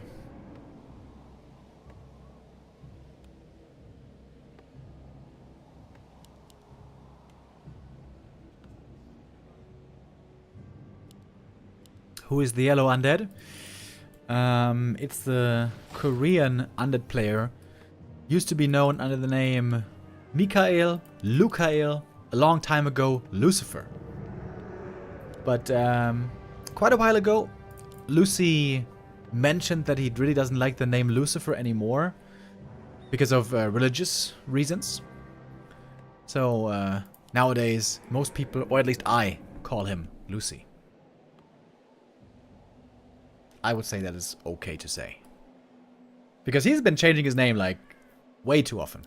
He changed his name like 6 times.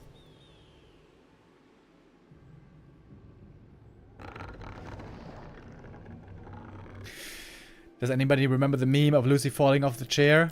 Oh hell yeah. That was the legendary Meteor Makers days, WC3L days. Warcraft 3 heyday.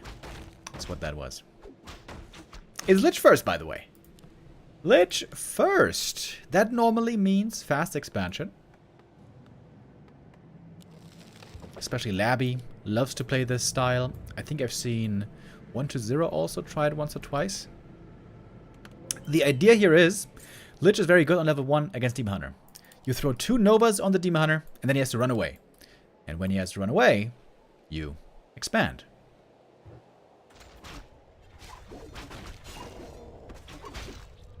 That at least is the initial idea. And there we go. Ziggurat coming up right away. Early in the game. Night Elf not very strong, so Luci here trying to punch that weakness with some early greed play. Lich, of course, isn't getting too much experience here. He's getting a little bit of XP from the green camp. Not really getting close to level 2 yet. And now Foggy has to decide. Is he going to go all in with something like Glaives, APs on tier 2? Or is he going to counter expand? I would say both options are viable.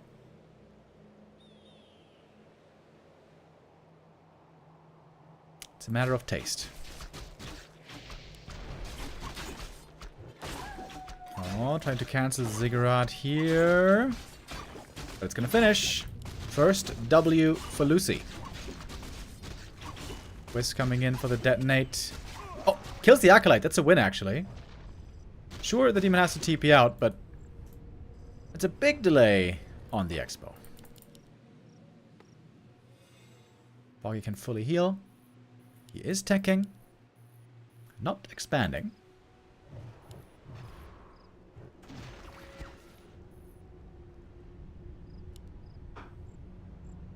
Oh, is Foggy really going to try to destroy the Nerub? It's a bit dangerous. No TP anymore. That's why he's getting a Telly Staff now, I would think. Indeed. Acolyte over here, though. Foggy isn't going to get a chance to destroy the Nerub or kill the Acolyte. So now we got the Haunted coming up. Honestly, the timing here is not super fast, so this is still very much playable for Foggy.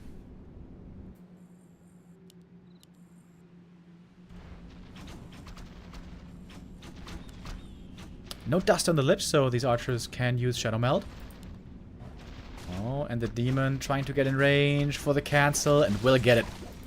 Good play by Foggy. Saves the archer here as well in Shadow Meld. Demon is surrounded, but that's what he got the staff for. Teleporting out. He's full mana, so he's healing very effectively from the Moonwells. Good play by Foggy. Very nice. Buying himself a lot of time before the Undead Expo is up.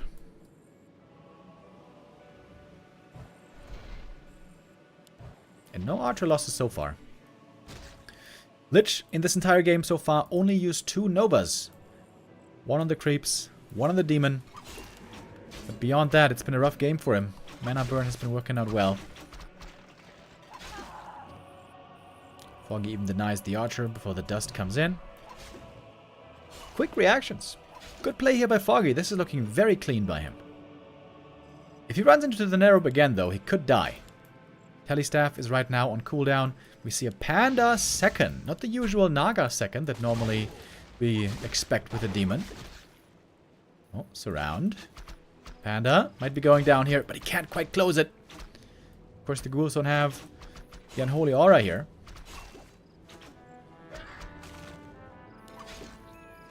I think that was the first ghoul going down. But the fire here doesn't matter too much. On Blight, the ghouls heal nicely. 2 HP per second. Oh, but what do we got here? Double Ancient Protector. Okay, Foggy is willing to go all in right here. This is not going to be a long game. No counter expansion.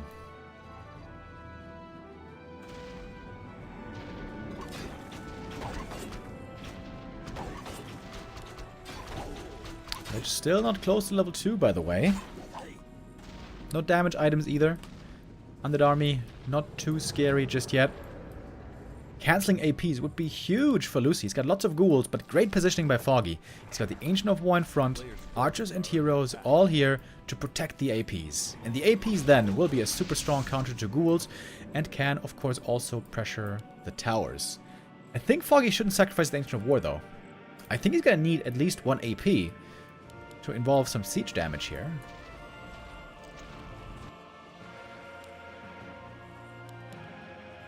A single Ancient of Lore. Nature's Blessing. But would love to get level 2 here. Pick up a big item.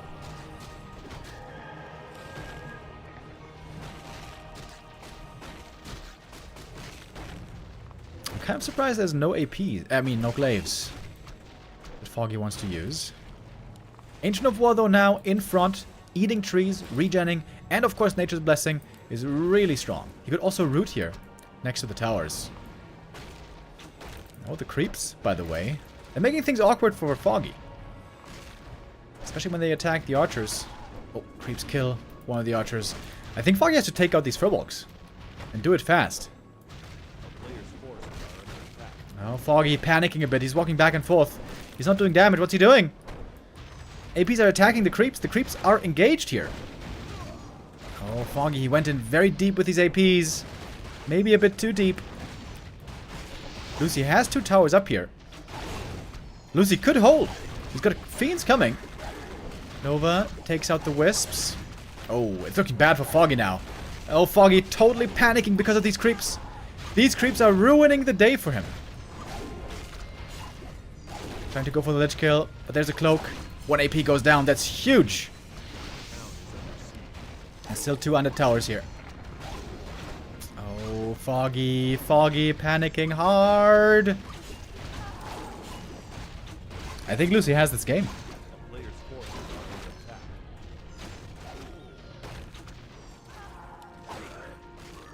One fiend goes down, but that doesn't really matter.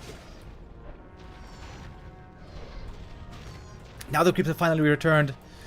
That's what Foggy wanted all along, but the damage is done. Archers lost, Dryads lost, AP lost.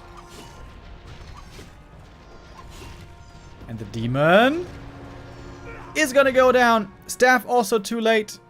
Foggy not able to keep his nerves together on map 2. Trying to go tier 3 now, that is desperation.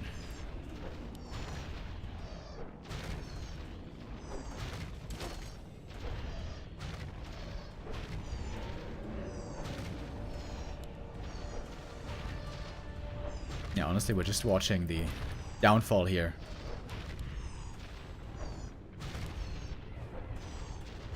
It was a smart play by Luci, by the way. I think he was the one who aggroed the creeps, right? He went to aggro the creeps into Foggy's towers. That was exactly what he needed to do.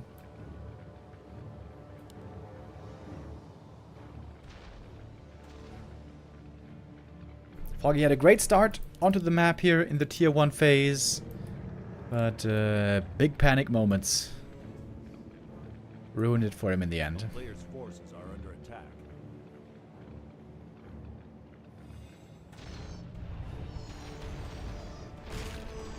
Also way too aggressive with the Ancient of War, I think. He could have just put his APs here, leave the Ancient of War like here, and then make glaives. And just siege those towers.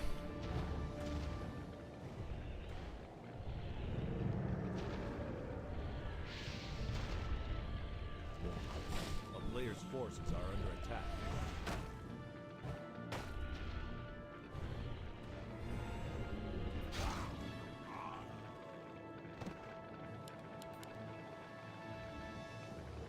Huge army for Luci now. He's looking weak on levels, but that should not matter in the end. Once he has tier 3, orb, maybe destroyers, and that's not too far away. Player's forces are under attack. DK getting level 2. That can oftentimes be enough. Foggy is now trying to counter-expand, but it's late. It is very, very late.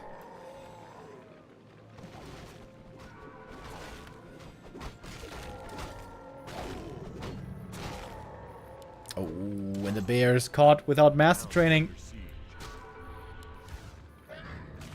Coil, Nova. Only level 1 though.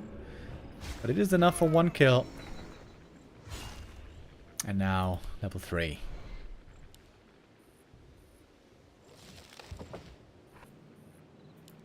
A player's forces are under attack. I wonder if I could have gone for a sapper, maybe. If he had crept this camp? But how would he creep this camp?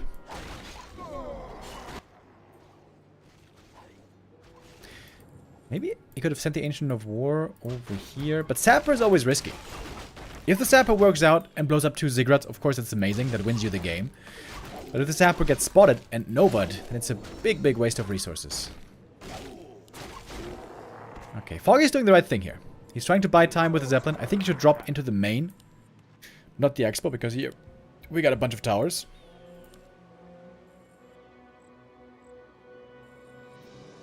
Oh, but I guess he is dropping into the Expo.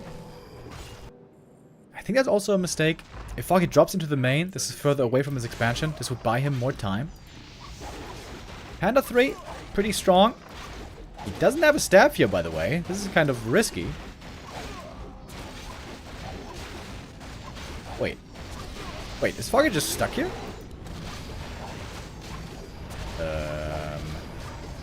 Oh, Foggy. Staff! Double staff! Ooh. That was so close! Holy shit. Demon and Zeppelin, both almost dead. Scary, scary moment. A player's forces are under attack. And he actually took out the Expo. This was actually a huge play. Very, very risky. That almost cost him, lost him everything. If Foggy can push back this army, which is a big if, he will have the lead this game. But it's a lot of fiends. Also destroyers. Foggy doesn't have an Orb of Venom. A player's force Does not have an Orb of Venom yet. Doesn't know which is the real Lich. Oh, Foggy, what's he waiting for? You have to mana burn, Foggy. Where are the mana burns?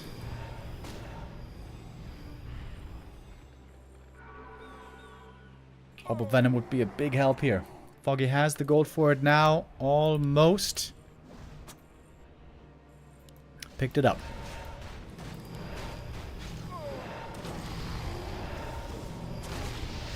Okay, one of illusions are now gone. First bear also, though, taken out. It's a lot of damage against these bears. Seems like they're getting sniped one by one pretty easily. Snow Tauren, thank you for the resub. Breath of Fire from the Panda. He's not using Drunken Haze. It might be the right call, actually. Mana Potion. Right after we see the mana burn. DK pretty hurt. Demon very hurt. With the Lich. Uses Dark Ritual here. Could be the big kill. Panda Breath of Fire goes into nowhere. And the Fiends just picking off these targets one by one. 2-0 upgrades. Wait, he has a big mana potion. Foggy should certainly be using Drunken Haze here. What the hell? He's got so much mana. Aggressive Skull for regen. That is quite nice.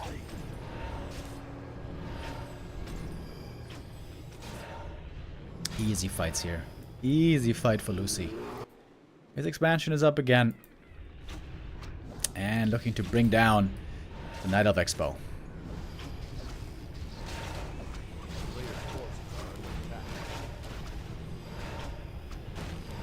Yeah, definitely a mistake by Foggy here not to use Drunken Haze by the fire. He has so much mana on this panda.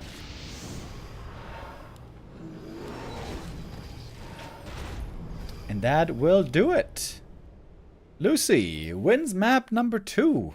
After getting honestly very close on map number 1. This is Luci's best showing we've seen in a while.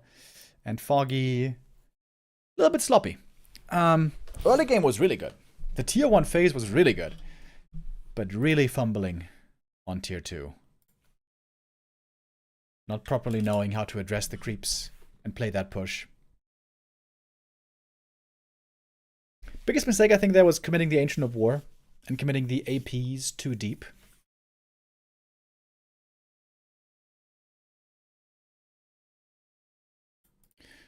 So Luci will tie it up.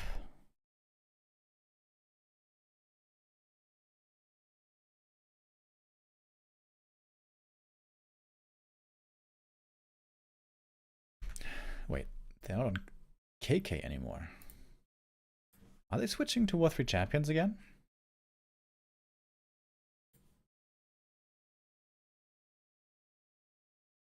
Perhaps. Wait, what am I saying? They're of course not playing on KK anyways. Only when 2 Asian players play against each other, they normally play on KK.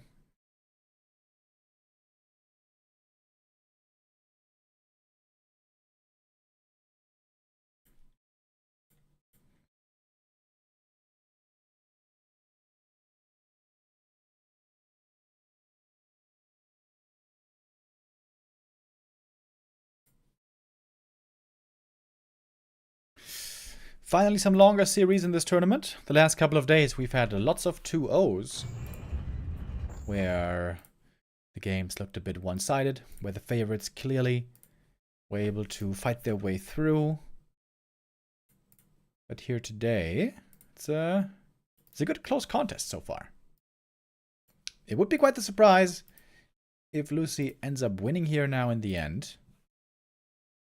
Little reminder, Foggy is on a long win streak here. That is a 1, 2, 3, 4, 5, 6, 7, 8, 9, 10 game win streak. Dating back to 2021 actually. Last time Luci was able to beat him, 2021 in the Yule Cup. Man, so many tournaments, reaching back so far. I've casted so many of these games, and I've forgotten almost all of them. Sometimes I think about that fact, and I feel saddened by that fact. Of course, I remember many games. I remember especially many epic, big caliber games of like huge tournaments, championships, grand finals, crazy moments, crazy strats. But also, I've cast so many games, so many days, where I've just completely forgotten all of it. All of it.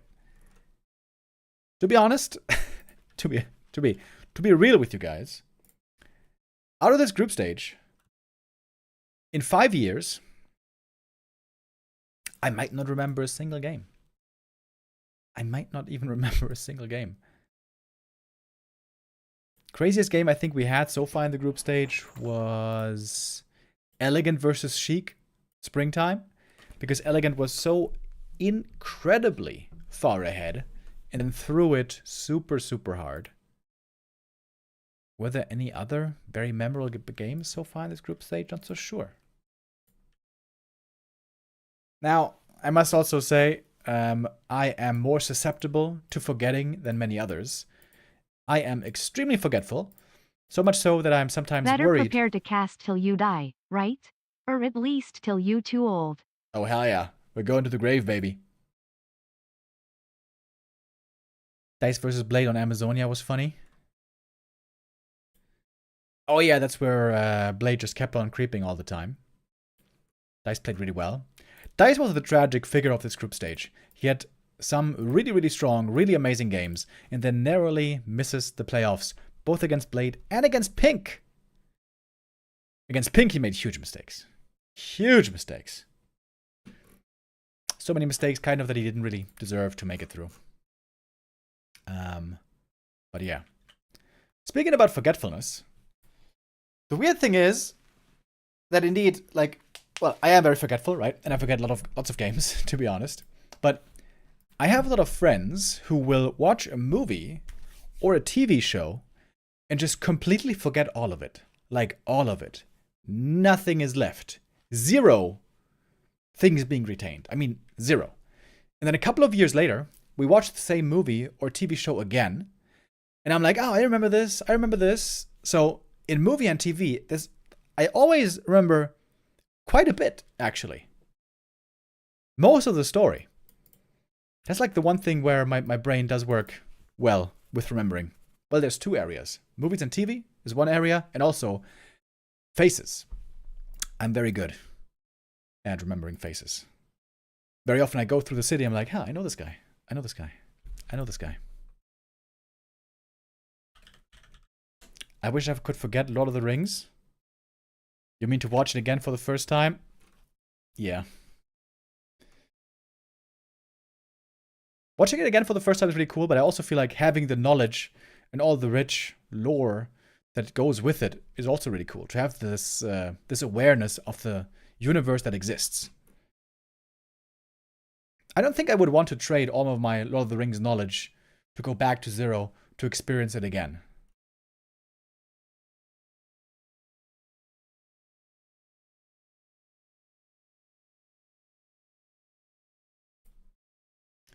Okay. We're getting ready for map 3 over here.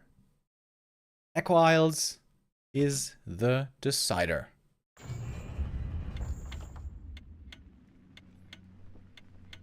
Lord of the Rings is better when watching it for the 10th time. I must admit, you guys probably know, right? I love Lord of the Rings. I've watched that. I think I've legit watched the movies 20 times. Maybe even more.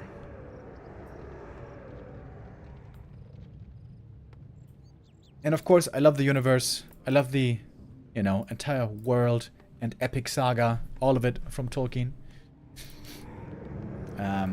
But after I've watched those movies 20 plus times, I feel like the movies at times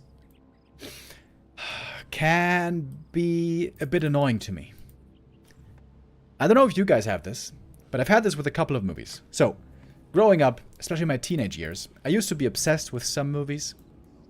Like, I watched 300 so many times. I watched also Garden State so many times. And when there's a movie that I've seen, like, literally over 20 times, at some point, like, I start noticing odd things about it, little mistakes about it, little things that bother me about it that I never noticed on the first watch, second watch, even the 10th watch. But yeah, after the 20th time, sometimes all of a sudden I start seeing flaws. So, that is to say that no matter how much I love a movie, if I see it too many times, I start disliking it in parts. And I do have that a little bit with Lord of the Rings now. I've seen it so many times that there are now some things that bother me about it, especially the music. Don't get me wrong, the music in general is amazing in Lord of the Rings, but I feel like they overdo it with the music. There's almost always some kind of theme playing, some kind of melody trying to create an emotion, that I feel like it's too much. I feel like they overdo it. When you watch it for the first few times, I think you never notice, and it all works well. But when you've seen it a million times like me, I feel like it gets a bit too much.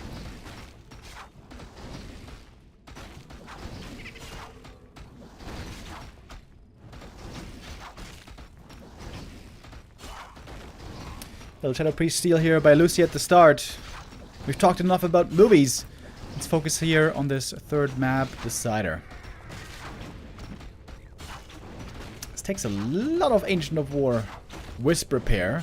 Player's forces are under attack. Ancient of War not healing anymore from trees, so this indeed is going to take a lot of repair. This is very expensive in number.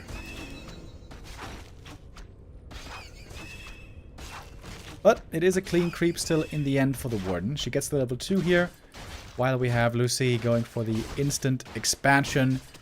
Pretty much the norm for undead play on this map.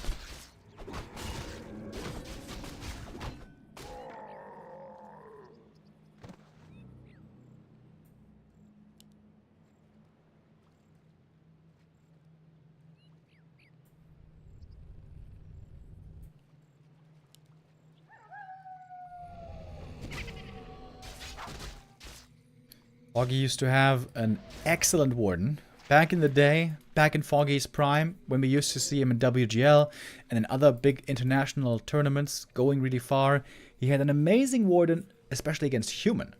Against undead, the Warden has always been very hard to make work, except for Twisted Meadows. Twisted Meadows is so amazing for the Warden. Even there, she is very strong against undead, but on most other maps, it's kind of difficult. Foggy is trying to counter-expand.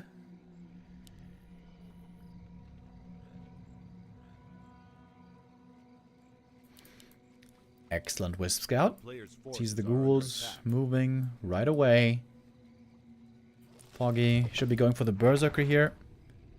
Try to fight these ghouls, kill them quickly. This should be a Fan of Knives as well. Moonwell build here is kind of cool, trying to minimize surface area.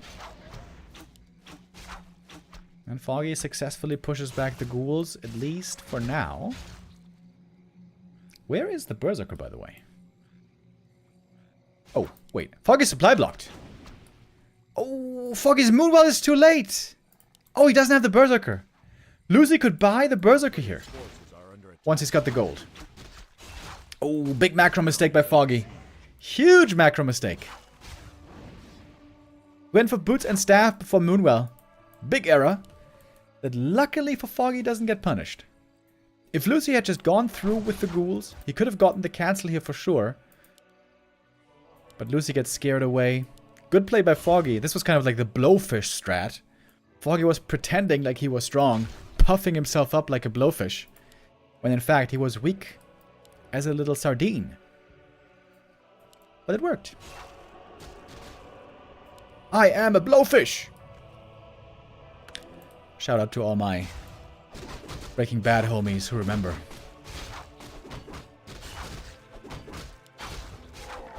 Ooh, nice steal. A little bit more experience here for the Warden. One big macro mistake by Foggy in the early game, but other than that, good play so far.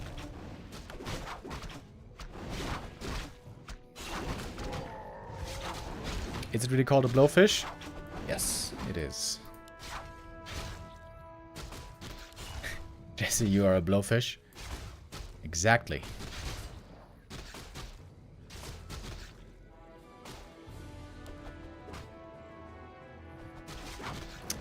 Warden is playing a dangerous game here. She's very hurt, but the level up is enough to save her.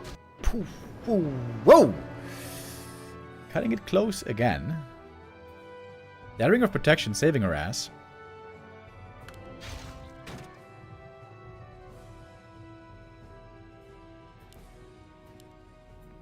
Alright, Luci's got the expo up. Foggy's got the tree moving.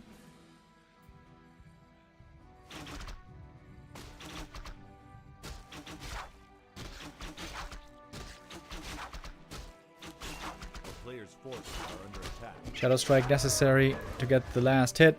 DK got the item? No, never mind. Warden got the sentry ward. Oh! The double value from the Dust of Appearance. You can take out the sentry as well.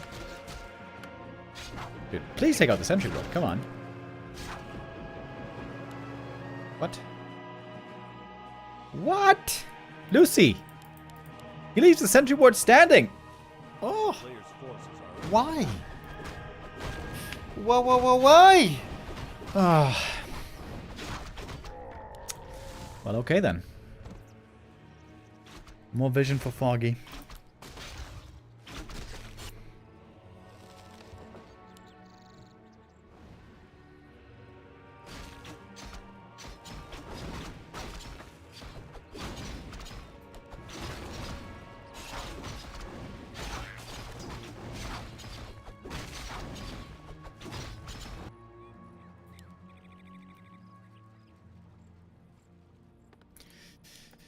Level 2 DK now. We got the Fiend tech coming in.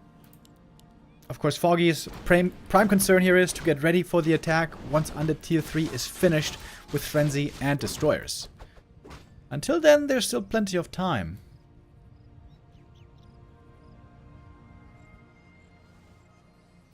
Foggy on the way to Tier 3 already, so this could be lots of bonus experience for him. Doesn't have Blink yet. Oh, finding some ghouls here. That is 2 kills. Nicely done. Now we got level 2 on both damage spells. Aggressive coil against the Warden. Wait, what?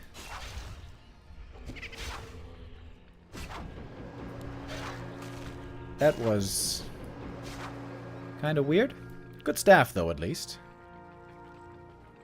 A town is under siege. One more kill for the Warden. Maybe even 2. Oh my god, she's getting so many kills. This is an amazing Warden game. Players' forces are under attack. This must be a fun match for Foggy here. History of Life now finally up.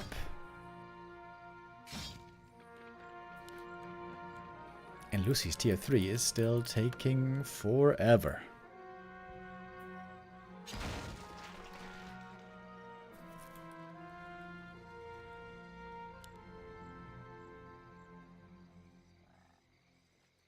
A player's forces are under attack.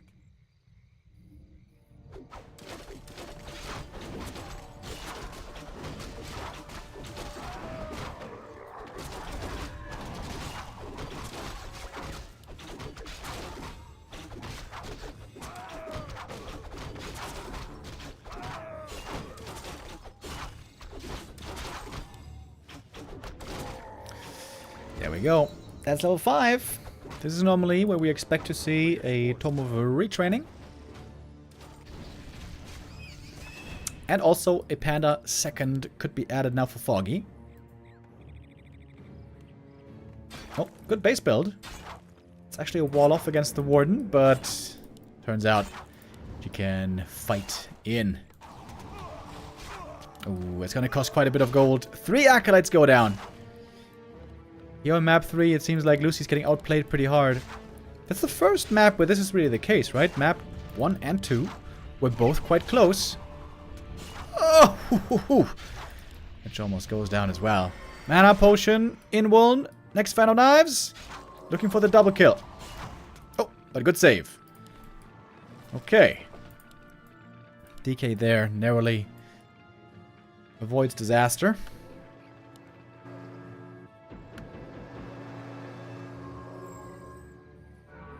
He is gonna go for a Tome of Retraining though, right?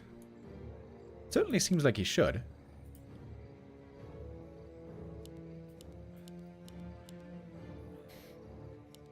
Foggy sitting at 50 supply here for quite a long time. He's gonna have to break sooner rather than later.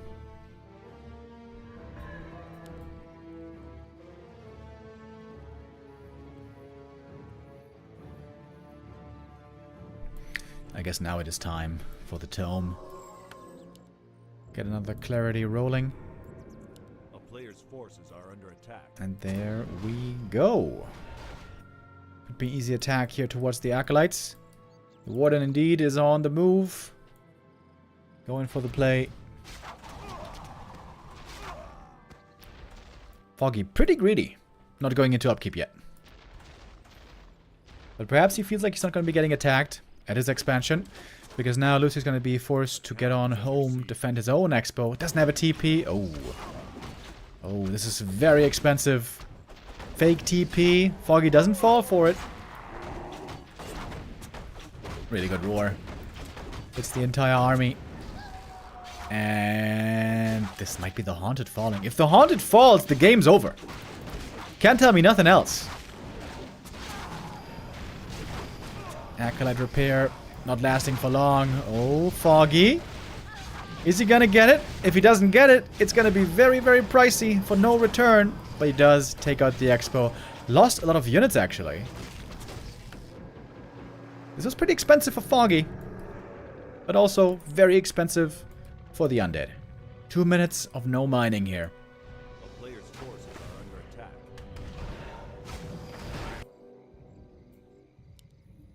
It's like 1,000 gold lost. Even more, I guess, with Acolytes having to be remade. Blowfish. Yo, Tommy D with the resub. Thank you. I am a blowfish.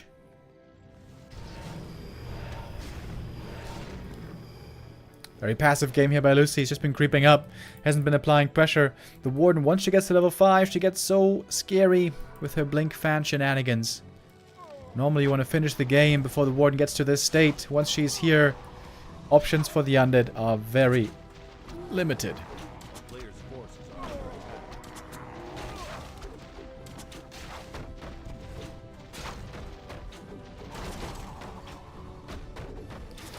Warden seems to be on a certain path to level 6. Again, no TP. It's taking so long for the Fiends to get up here. Oh, and Foggy! He took out the Ziggurat. His Bears breach in again. A lot of damage from the Bears. Currently without Roar. Level 6 for the Warden. Boom! Uses the Avatar. Takes out the Haunted again. And Luci's gonna tap out. Foggy wins map 3. And will prevail in the end. But not without difficulty. Luci here with a pretty good showing. Almost was able to beat Foggy here twice if we consider map 1 and 2.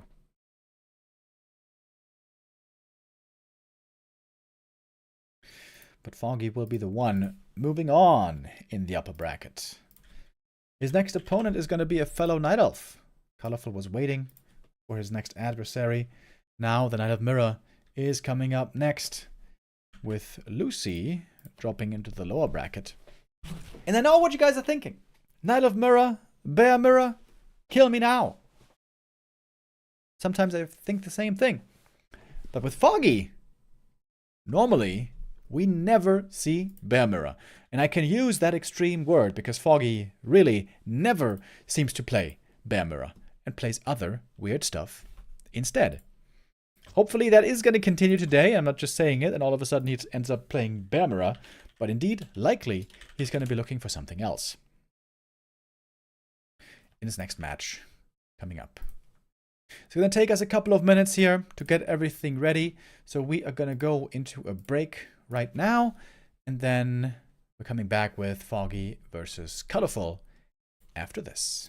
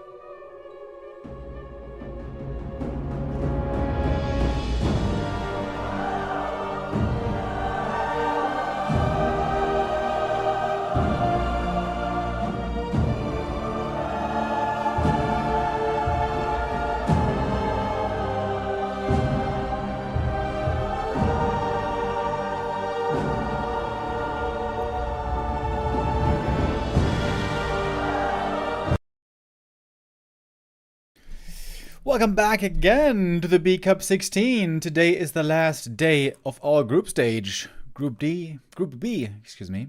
Finishing today, we're looking now for the first place finisher of the group. It's going to be between Colorful and Foggy, a Knight of Mirror, to determine our first place. But a Knight of Mirror perhaps like few others. I've mentioned it now a couple of times. Foggy normally has his very own style in Elf Mirror, where he is the one who normally tries to avoid bears at all costs. Will that be the case here, or will we see something else? Is Foggy finally gonna cave? Is he finally gonna have to admit that bears is the way to go? I'm sure that he would love to do something different. And I think we're seeing something different right away. Foggy has the altar over here. Not over here, trying to go to the Merc camp. In fact, Foggy isn't making an Ancient of War yet. This could be a Potom Hunt's opening, if you ask me.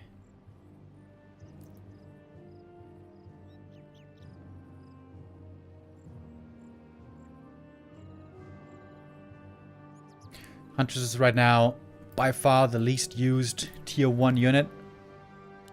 Definitely seem to be the worst tier 1 unit, I think by a clear margin.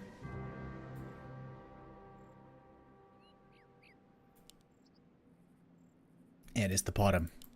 You gotta love Foggy. You gotta love Foggy. Always innovating, always trying to create something new. And I really think that Foggy is like, he's like one of us, you know? He is one of the only top Night Elves that just really doesn't like Bear Mirror. Just like us. I miss Foggy in these big tournaments, you know? I would love to see Foggy again go really far, make the finals, make the top 3, have a big splash. Back in the day, him at WGL, it was always such a treat. But of course, Foggy nowadays has different priorities. He is a father, as you may know. Him and his wife, they had a child, I think like a year ago. I'm not quite sure when exactly it was. But that has certainly taken priority in his life. He is now living in Georgia. Has, I think, also a job that he's working. So it's not just only Warcraft for him anymore. Demon Hunter, by the way, with the perfect item to start things off. The healing potion is excellent.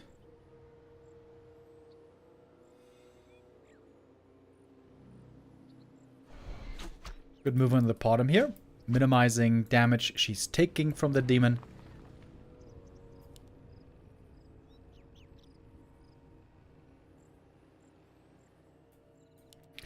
Well, we got the double Ancient of War coming up for Foggy. Players' forces are under attack. Taking a while to start with the hunts, though. Just running around. Priority here will be to slow down the Demon Hunter's creeping as much as possible. Low-level demon means he's gonna fare worse against the hunts. That is exactly what Foggy wants. A town is under siege. Oh, and Colorful knows who he's playing against. He knows Foggy loves to expand very often, so he's sending out the wisps. Are under attack. He's on the lookout.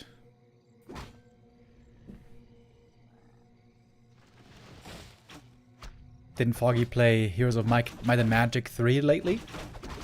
Yeah, Foggy likes that game a lot. Like many people out there. I think Grubby's also a pretty big fan of Heroes of Might and Magic, right?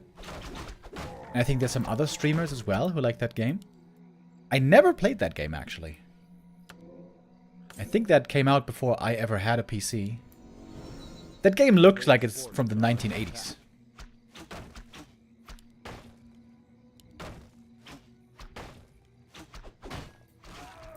Demon Hunter got level 2, though. Picked up the boots as well. Potom also with boots. Oh, reveal. Gonna get one archer kill.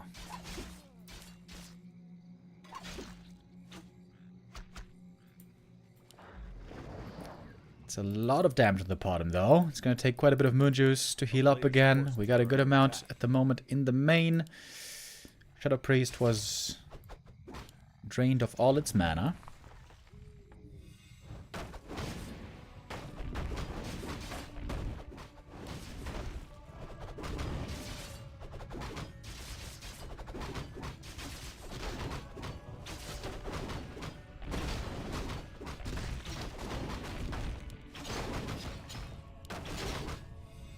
Foggy looking for the big consumable here. He's going to pick up level 2, get the aura. He would love to get Scroll of the Beast. Heal potion is also good, but I think Hi, only... Remo, when the next Rara? Yo, say so with the resub. Thank you very much. We don't know yet exactly when the next Rara Land's going to happen. The hope is that it's going to be happening later on this year in autumn. But as you may have heard, the location where it took place the last few times, the base stack in Dortmund, it closed down. It went out of business. So first a new location would have to be found. Great items here for the bottom. Holy! Scroll of the Beast and Slippers. That is wonderful for the bottom indeed. Colorful going with the Beastmaster second. I didn't know this was the new tech. Last I heard it was about the Panda. But now, Beastmaster. Pretty cool. Very good for scouting with the Quill Beast. And the bottom picks up level 3.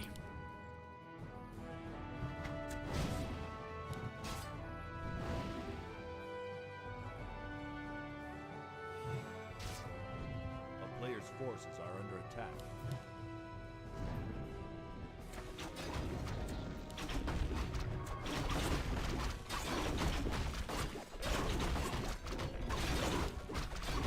Is Rara Land only in Germany? Yeah, so far it has been. It would be very complicated to host it in another country.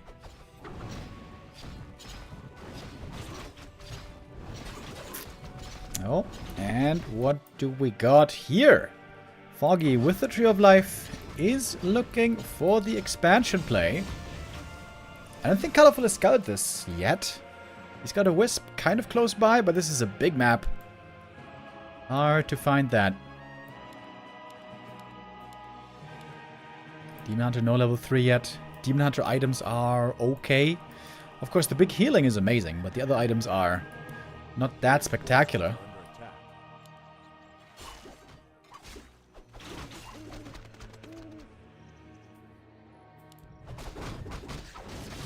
Next camp for Foggy. Going for the shop.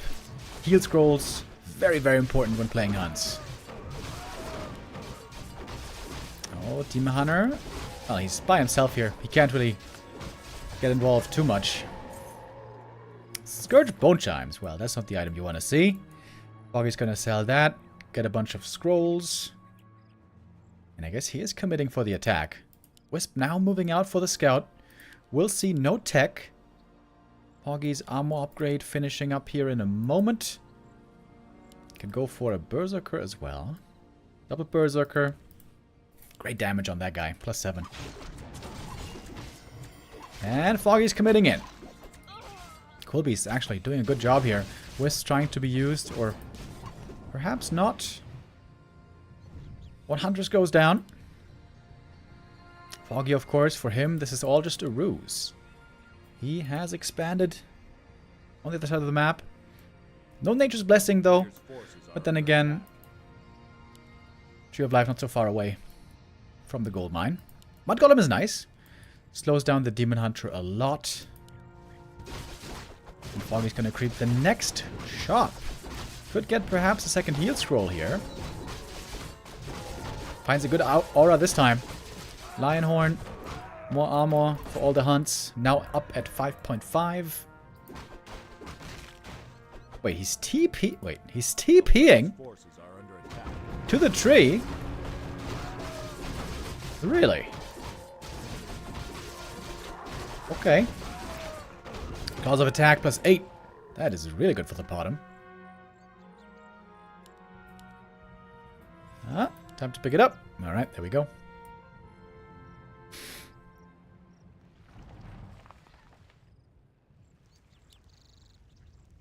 A town is under siege.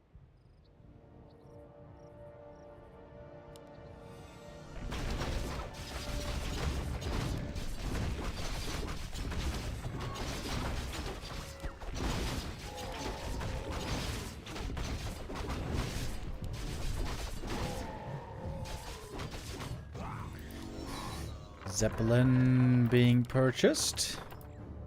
Slippers left behind. Wait, what did you pick up? Double Lionhorn. Okay. Slipper's nice for the demon, actually. Player's forces are under attack. And now, of course, the question is, can Foggy get ready for the attack that is coming? Where is production, Foggy? Foggy has almost 1,000 gold. Tome of Retraining. Wait, what? Did he just... Wait. Did he just misclick the Tome of Retraining? It looks like he did.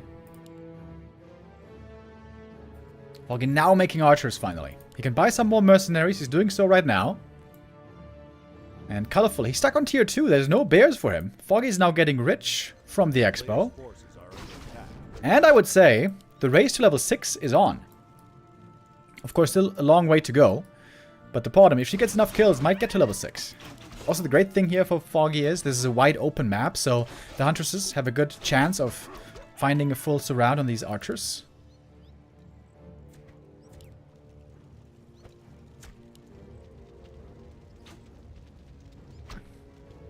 Always got to be careful with that Zeppelin. If the Zeppelin dies above the trees with everything inside, that is certainly GG. Oh, the hunts in the Zeppelin can threaten the main base now. Player's forces are under attack. Wildebeest. Oh. Don't risk it, Foggy. Don't risk it. Zeppelin goes down. Under siege. Foggy, he's going for the counterattack. Foggy parking his ranged army in the main base. And he's going to go for the Tree of Ages. Going to force a TP, counter TP. It's totally fine with Foggy. He's got the expo running. And has a good amount of gold. Not that much gold, to be honest. He should be teching, shouldn't he? Foggy is just tier 1. Just mass mercs and hunts.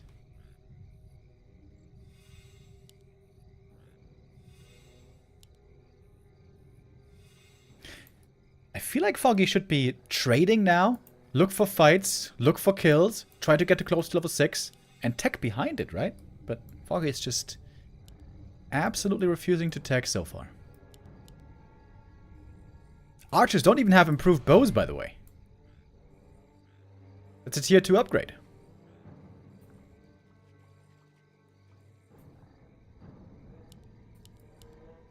$80 supply, tier 1. A Foggy special. Foggy plays like no other top Night Elf out there.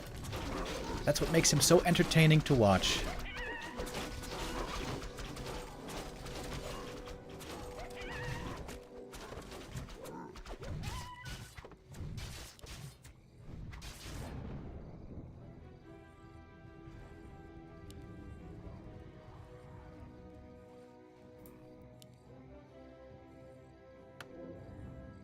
Lots of scrolls for this bottom. Holy! 4 scrolls for the army. And it's a big army. Alright, here we go. Foggy, please tech though.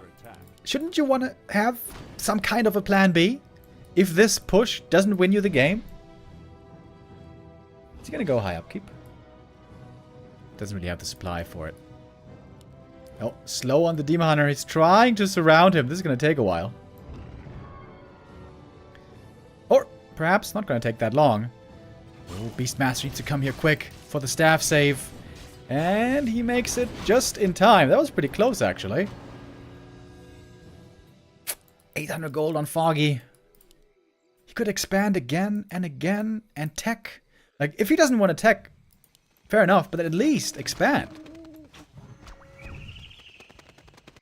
Foggy's making 1 glaive. With 1,000 gold, he's making 1 glaive.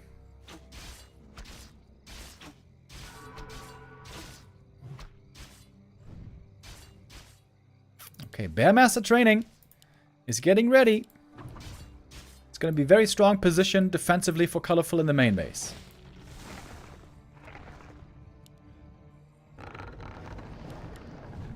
Okay, APs is the call. But there's still so much gold on Foggy. You could still do so many more things, Foggy. Ah! Why aren't you spending your money?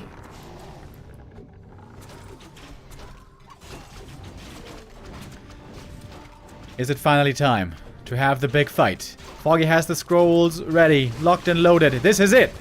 Committing in with the speed scroll and the scroll protection. Oh boy.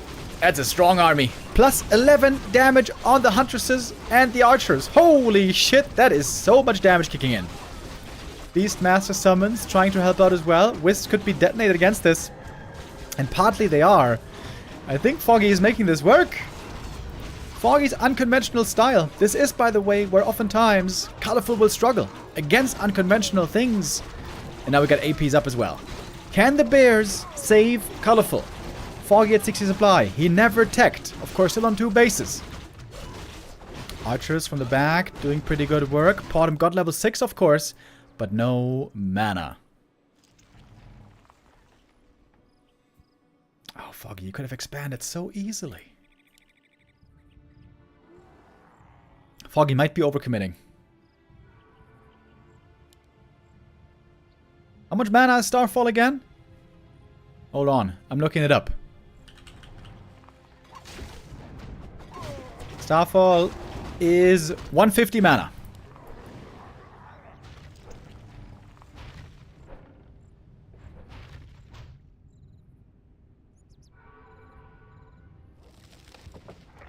The Bears might still win this though. Foggy's supply lead isn't that big anymore.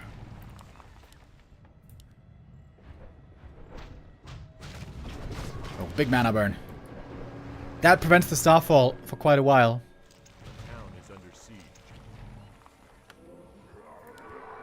Main base still mining for a good while. Over 4 minutes.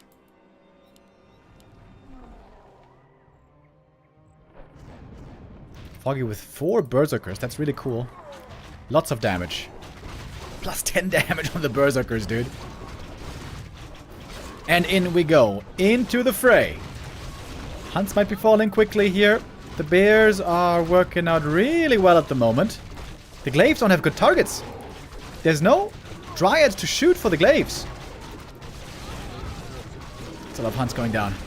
That's a lot of hunts going down. Foggy's supply is dropping pretty quickly. The Glaive targeting perhaps wasn't the greatest. Staff is ready again. Foggy. Can he hold on here? Can he keep this attack going? It looks like it so far. Level 3. Oh, Beastmaster goes down. Wait, what? Beastmaster went down. And the demon as well? Oh, and the demon as well. Foggy does it. With the Podum Hunts. Let's go. Davai, davai. Foggy takes map number 1. Brings it home with the Podum Hunts. We didn't get to see the ultimate, unfortunately. Starfall. The most beautiful ult in the game. Not displayed here. I was getting worried for Foggy, man. I was getting worried. Not gonna lie. But hey, he won it in the end. Won it in the end. And all of a sudden, Foggy is 1 map away from the upper bracket final. Well, well, well. Well, well, well.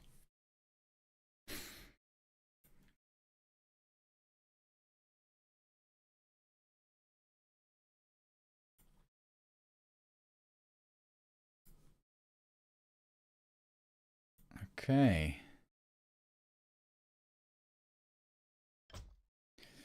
Map number 2 coming up next. I think it's not started yet, though. Oh man, they're taking a very long break here.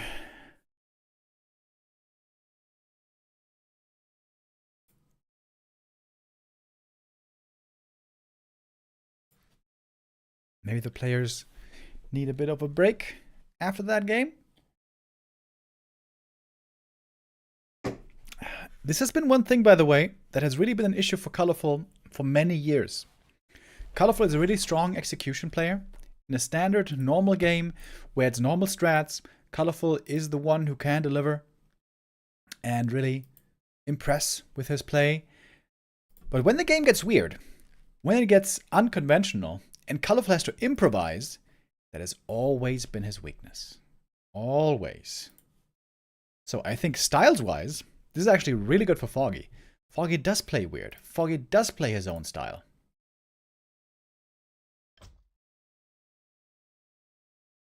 And Colorful is struggling with it. Absolutely struggling with it.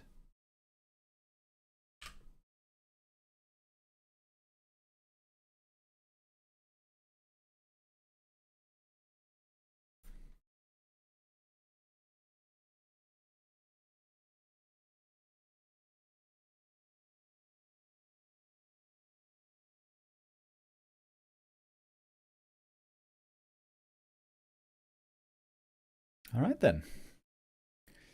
Map number 2 coming up in about 2 minutes.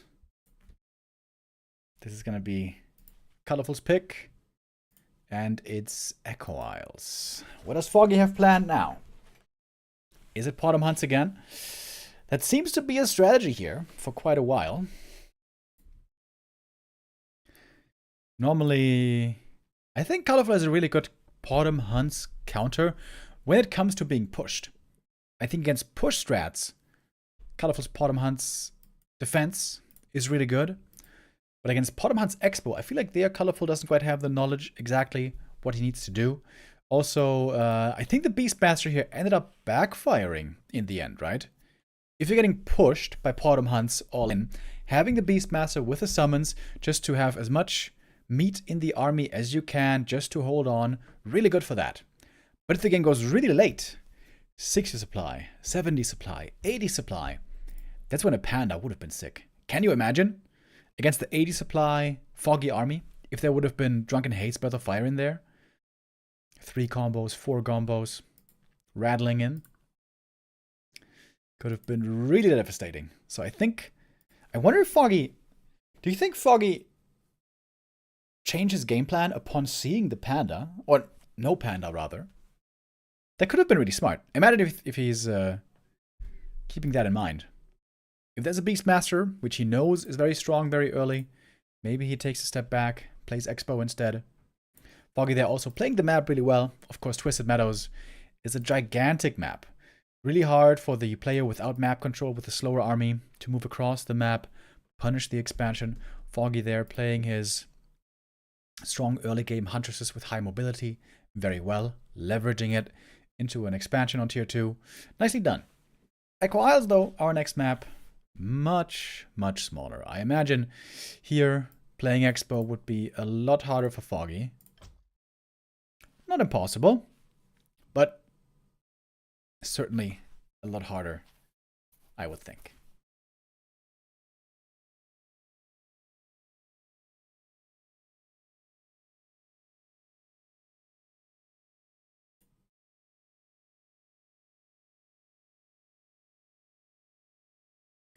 Okay, we're gonna get our answers here soon. We're loading into map number 2. It would be quite a surprise, I would say, if Foggy takes first place in this group. As mentioned before, we haven't seen Foggy be too present and even relevant on the top stage. Foggy at the moment in ELO rank 25. Colorful in ELO rank 7. But Foggy has always been a very smart, dangerous player. And so entertaining to watch. I love Foggy's games, man. I wish we would see him every week. I wish also we would see him in like Don't Force Me Cups. Wouldn't that be cool?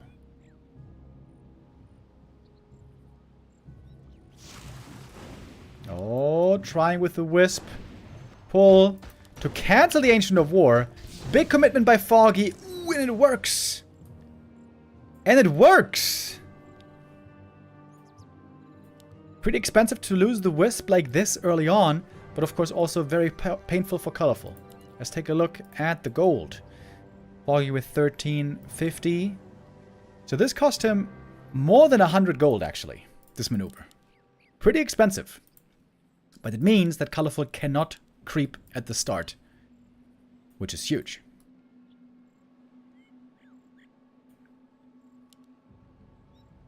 Colorful now, sending out another Wisp for Ancient of War. It's a bit late.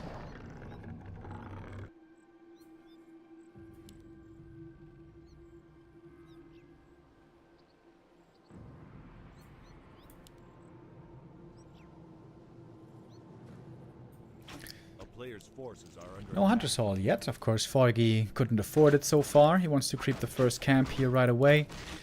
Get a bit of a lead with the item early on. A little bit of experience.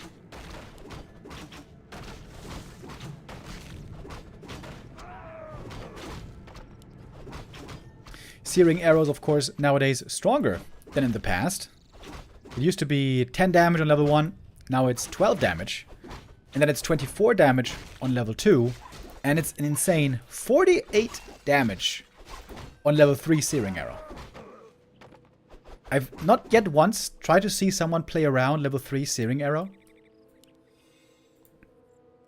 A player's forces are under attack. It would be interesting to see.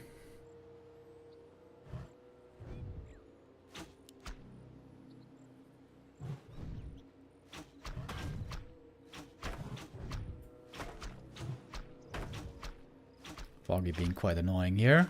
Putting the creeps into the mercs. Team Hunter got the item at least. Gloves of Haste here for him. Not the greatest start. I think gloves are actually amazing for the bottom, right? With her orb. Seems like that should be real good. We do get the Hunter's Hall now. And, ooh. Proxy Ancient of War over here. Well, isn't that interesting? Isn't Foggy just the best? I also think... I think if you don't like Foggy... Like, if you're a Warcraft fan and you don't like Foggy, I feel like you're kind of a sociopath. Like, Foggy is just such a pleasant, kind person as well. Plays the most entertaining style. I sound like a fangirl. I just noticed. I'm sounding like a big fangirl slash fanboy, however you want to see it. But man, I miss Foggy. I do miss him. I do miss him. I want to see more of him. Okay, Colorful is getting stronger though. Got a couple of archers now. Got the Bursey. He just needs a bit more creeping.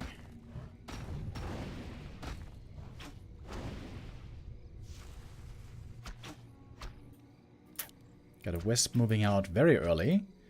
And the first couple of hunts on the way. And this map is also easy to scout for a Foggy Expo. One last hit stolen there. The Berserker, of course, does a lot of damage, so there Foggy has to be careful. Oh, Ancient of War! Oh, he got it again! And he got the experience as well! Look at the bottom. Almost level 2 now. One archer would be enough. Damn, Foggy! Sick play by him here. Showing us how differently Knight of Mirror can be played. Certainly also relying a bit on the element of surprise. I'm not saying this strat would work every time. But so far it's working pretty well. Foggy has to be careful not to throw these huntresses away. Oh, that was a bit bad. That's the demon closer to level 2. If he creeps the green now, he's going to be level 2. Slow reaction there by Foggy, unfortunately. That Huntress did not need to die.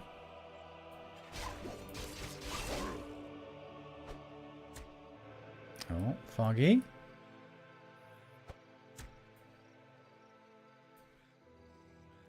Beastmaster now does help. Of course, Ancient of War went down. Creeping so far has been very difficult, but Beastmaster summons help a lot with creeping.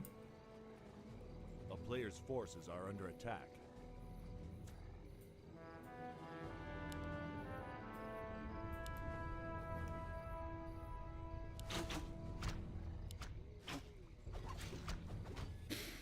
Okay, what is the ultimate plan here for Foggy? Huntress all in at 50 supply. We have seen plenty of times before. Certainly we want to clear the shop. We'll want to get some scrolls at some point. Man, the Quillbeasts here are really good for scouting. Absolutely wonderful. Get an Invis Archer scouting over here. Autumn now finally level 2. Are under attack.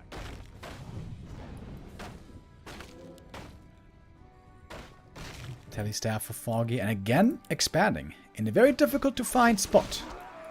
Ooh, Archer's getting caught out in the open. Caliph has to TP away.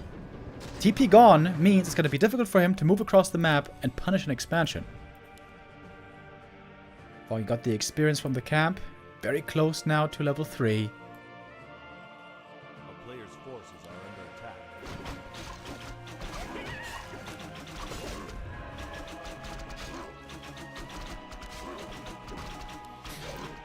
Demon Hunter's items not too impressive, by the way. No Ring of Protection. No Circlet.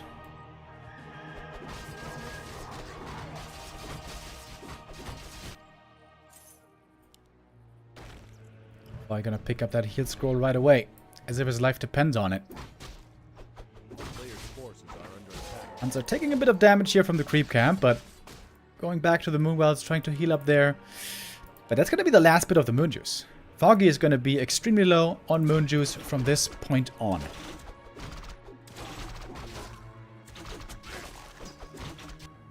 Colorful hasn't found out about the expo yet, but there's a scout moving. The Quill Beast is going to figure it out pretty soon. And the expo is still far from finished. It's like going to take 2 minutes, I think, at least, to have this expo mining. And Colorful has a really good anti-hunts army. Lots of piercing damage, a couple of summons.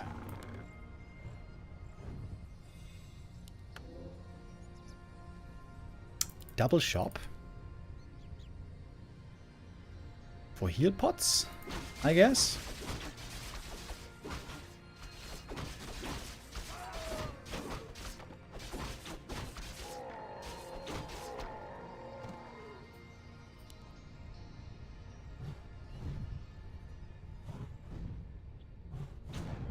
A player's forces are under attack. Demon Hunter looking rather unimpressive this game, but it's the army for Colorful that holds promise. The thing is, though, if Colorful moves out against the Tree of Life, Foggy's going to go for the base attack, guaranteed.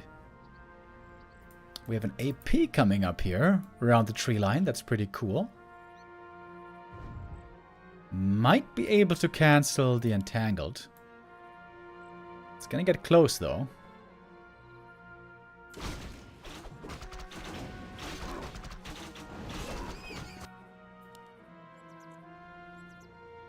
Foggy keeps threatening an attack up here.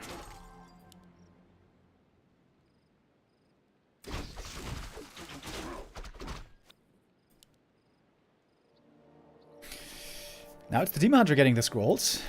Heal scroll and protection. Ooh. It's close with the Entangled. It's very close. Getting a cancel here would be so big. It's a bit too late for the cancel though, but the AP can put on damage. Foggy can TP away. Gonna lose one more Huntress. And might lose more here. It looks like Colorful's in a pretty good spot to get aggressive here. Foggy pretty hurt on his army already. Oh, and the unit's getting caught. Oh, that's 2 free kills. Maybe even 3. Uh-oh. Ooh, the Dryad. Let's get that one. Oh, this looks like a few too many losses, to be honest. Excellent play by Foggy in the early game. Taking out the enemy Ancients of War. That was great. But didn't quite seem to get the necessary momentum. Colorful has a huge army here. Foggy actually has more supply, but much of it is very hurt. Scroll protection. Get some good wisps coming in for the detonates. Autumn is level 4 at least.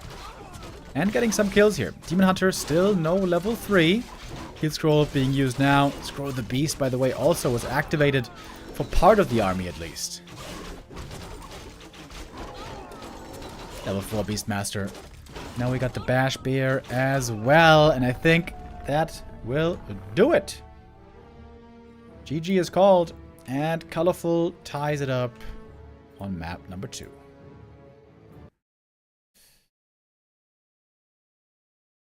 Yeah, as we were certainly expecting from the outset on this map, it's a lot harder to play the Potom Hunts Expo. If you want to play Potom Hunts aggressive all-in, normally you have to play Glaives, you have to play Zeppelins, it seems. But of course in Echo Isles there's no Zeppelins, so if you play Potom, maybe the only option you have is playing Expo. But it just came a bit too late. A little bit too late. Colorful here with strong counterplay. He's normally known for being strong against Potom.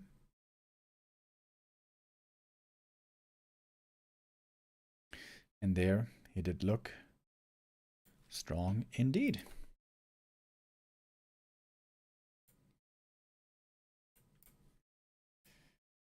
And so map 3 will be coming up next then. This is going to be Foggy's map pick now. And I could certainly see Concealed Hill here being picked. Concealed, very good for Potom. Amazonia used to be considered kind of good for Potom. I'm not exactly sure where we stand these days.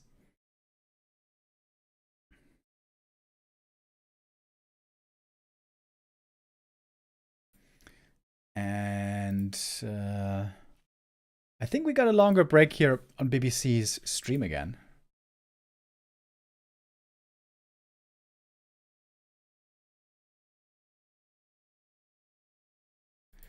So, 5 years have passed. Oh, wait.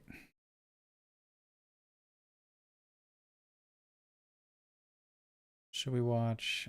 We don't have enough time for that, really.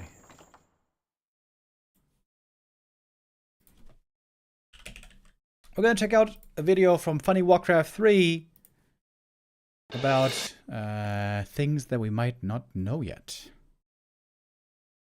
Where's a nice short video?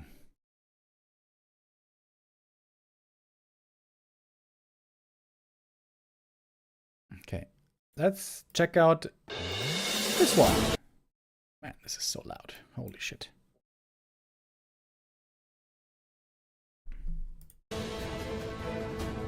Okay. What is this about today? Is it about acid bomb? I'm all stocked and ready to Oh, yeah. go. You got it. Okay, acid bomb still hits if the initial target is gone. You'll love my new recipe. I'll get that mixed up. Uploaded. Still hits. Okay.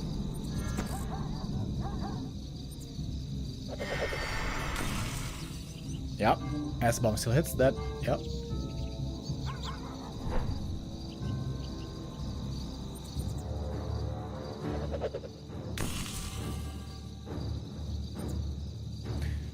I guess he's not gonna have acid bomb at home.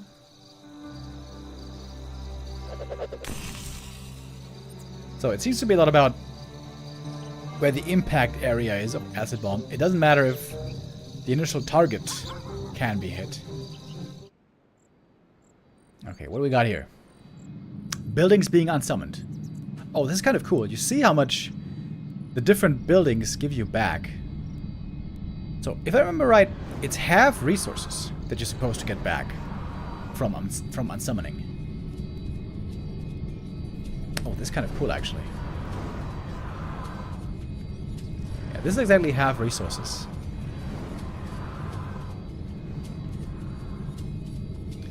So you get a lot for the Black Citadel.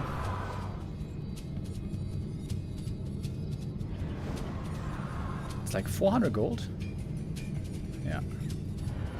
435. Yo. Lots of gold for the Black Citadel. Okay. Kind of cool. This better be good.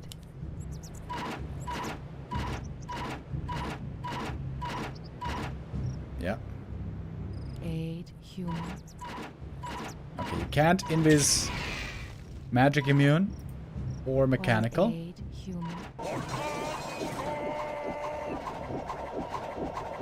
Yeah. I answer the call. My sight is yours. You require my assistance? Kicked MD out? should work, right? Once again, do you require? What a good idea. Do you require Ah, you can invis all those things. 2-minute invis. Yep. Do you require aid, human? That's hard. Help me.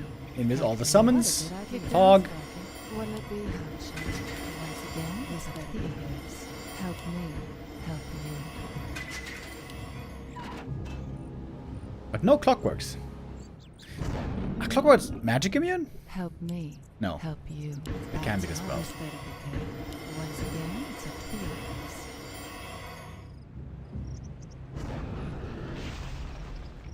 Do you require aid, human? Once again, this appears. What'll it be? Hotshot. All right. If you kick down. Is the Firbolg magic immune? No. Of course, the golems are.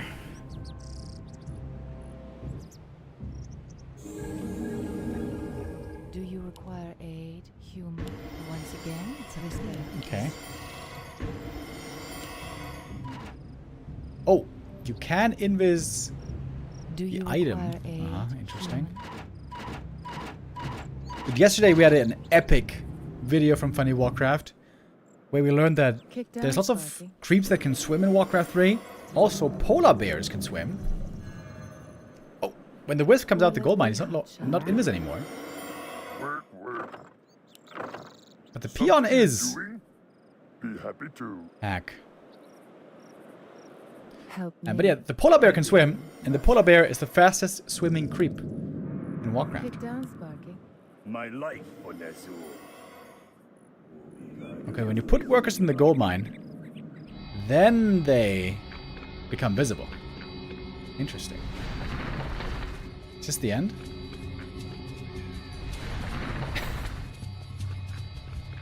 Okay. I was about to say, let's fast forward.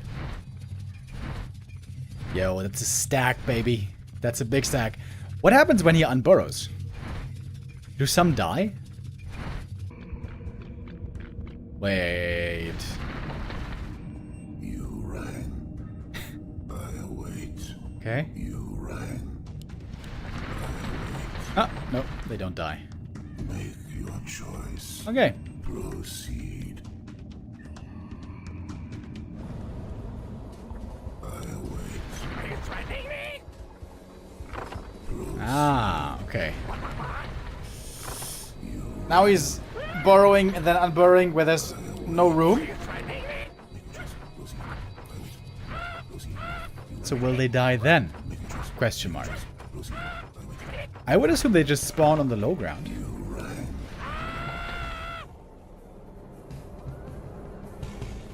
Oh, epic. What's gonna happen?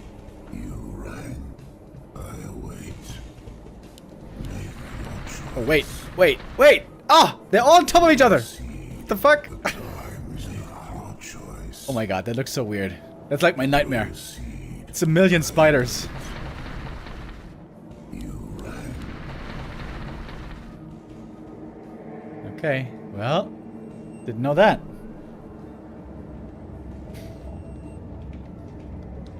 We didn't know that. Cool. Cool.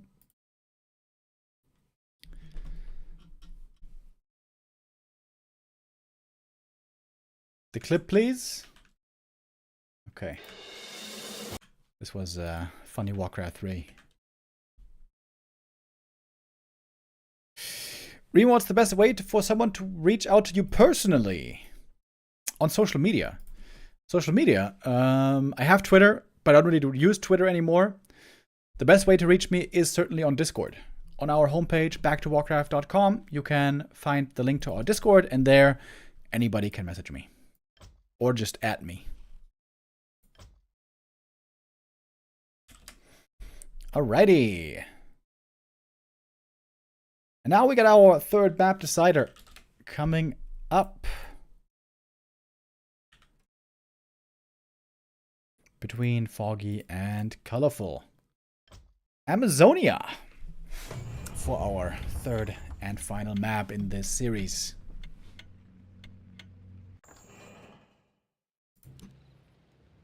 Starting right now.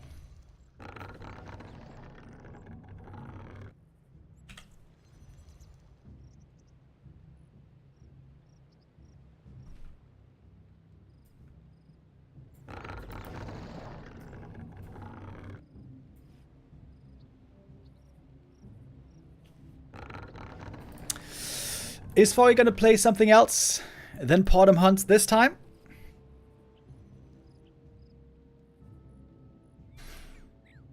Or will it be Potom Hunts again?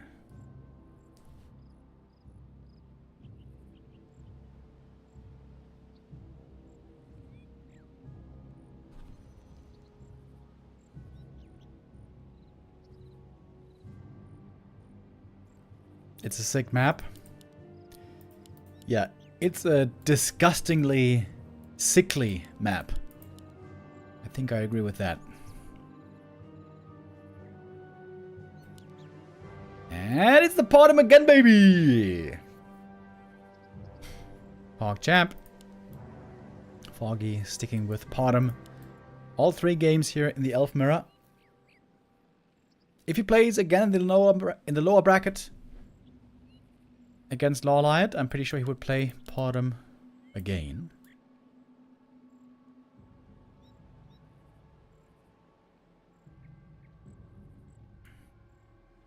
Do you hate this map because it's small? A player's forces are Partly yes. But also because it's always the same kind of a game. There's a million tomes on here as well that I hate. Also, it's been in the map pool for hundreds of years. There's no narrow positions on this map. The layout is really simple and boring. I hate it for many reasons. I think the main reason I hate it is because we have such better maps that we could have for alternatives. Shallow Grave, Shadowed Exile, even, what else is there? Ruins of Ashara. They're all rather unusual maps, newer maps, creative maps. They might be weird in some regards, but I'm sure they will be better than this goddamn boring map.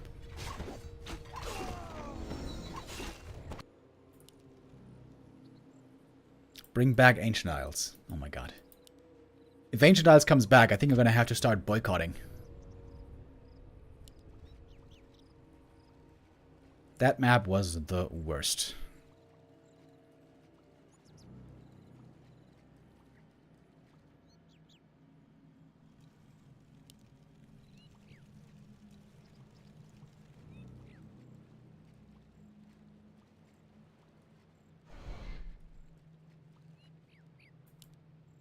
Potom, by the way, with excellent items. Gloves and slippers, this is absolutely perfect for her.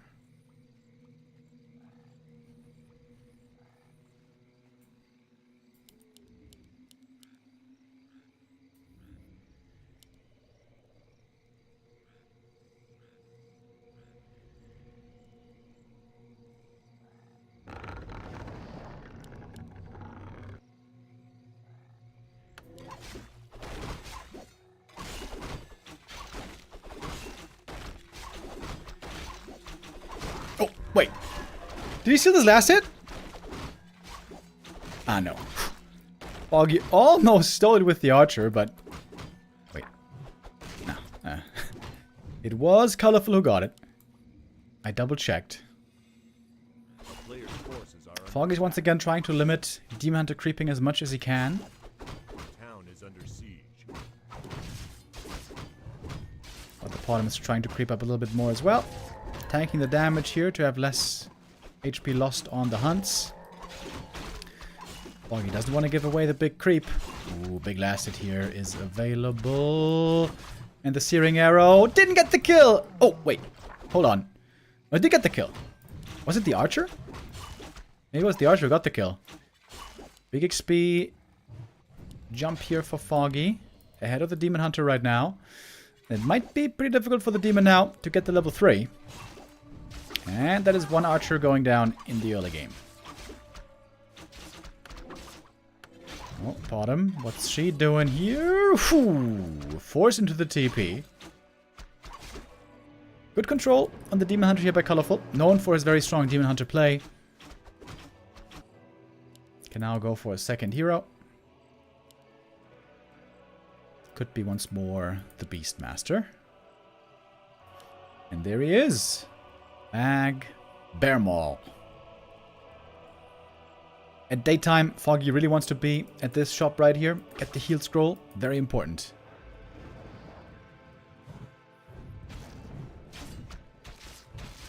Bear this time. Not a Quill Beast first anymore.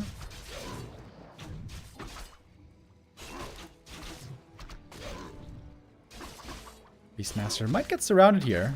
Foggy hasn't really looked for those Huntress surrounds yet. Gets one more Archer kill. That's level 3.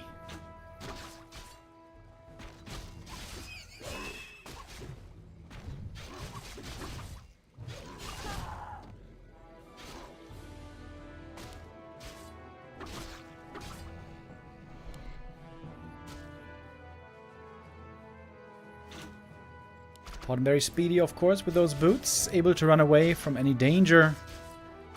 Foggy's army here, much faster than Colorful's army.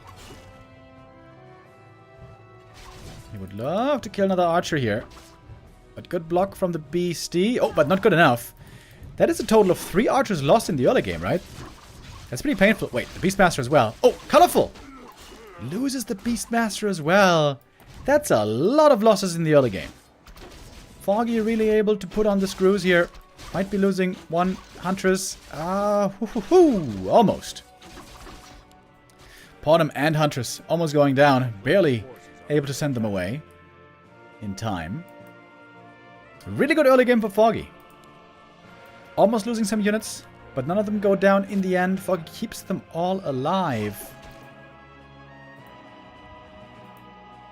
And it's Colorful who lost a lot of stuff here. Oh, the bear. Hungry, hungry bear. Not gonna get the kill. Okay, but the Demon got some more creeping. He found a ring of protection. That's big. Beastmaster is back. Bear can be summoned. Wait, he's not using the bear for this cap? Okay, now he is. Foggy certainly needs some scrolls. Get the replenish potion. Oh, that is really good now for the bottom. Picks up level 4. Healing up. Got the double scroll. Huntress is trying to heal. But they're still pretty bruised. It's a long daytime now for Foggy, but perhaps also for Colorful. For him, the moon juice is looking better. And he's going to need that juice. Good sentries for Colorful out on the map. A player's forces are under attack. Can Colorful hold on against the Foggy pressure? 50 supply for Foggy. Lots of hunts. We got one Wisp here, ready to perhaps make an AP. Demon sells the scroll of the beast, gets the scroll of healing. And Beastmaster with level 2. Good timing here as well on the level up. Just enough was the level. I mean the green camp.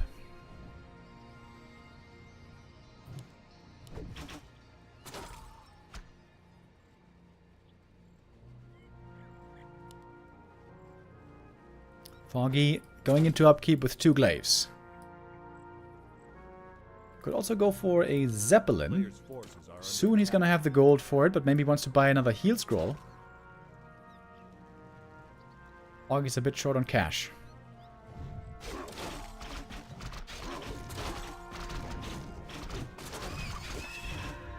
Oh, he stole the last hit, right? Oh yeah. He stole the last hit on the big kobold. Oh, stole it again! Damn! Foggy. Dota skills. Colorful looking very confident here. He's far out on the map. Not something normally you want to do with archers versus huntresses.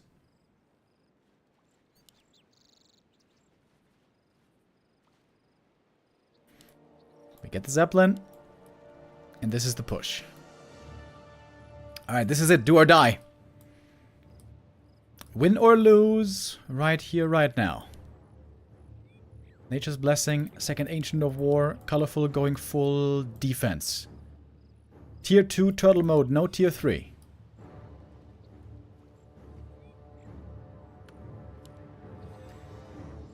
Heal scroll used already.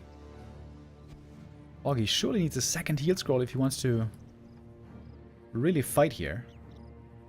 Going back to the shop, getting the second scroll. Player's forces are under attack.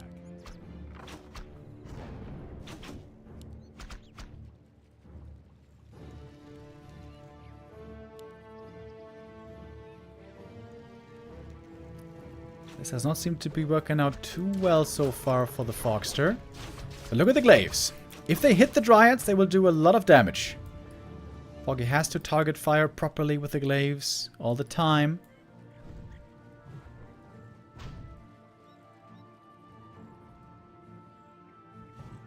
We got 2 Ancients of War up. They're gonna give great frontline. The Beastmaster also provides more frontline with his summons. It's taking a long time for Foggy. Foggy once more up at 400 gold. Didn't make another Moonwell.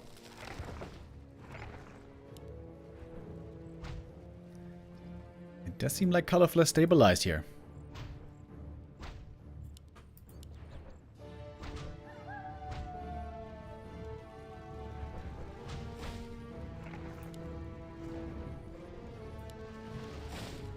What is Foggy waiting for?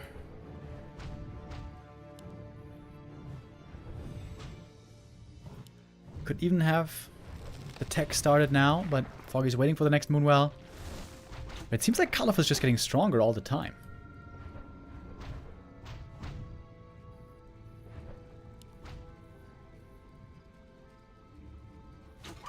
So much piercing damage. Foggy going back and back, kiting again and again. Here is the Scroll of Protection though, and in we go. Scroll of Healing used right away at the start of the fight. Hunt's trying to get to the back, trying to get to the archers, taking a lot of damage, trying to get there. Laith is attempting to take out the Dryads. Scroll of the Beast was used on the Beastmaster. More damage now also on Colorful's army. It's a lot of kills on both sides, I think.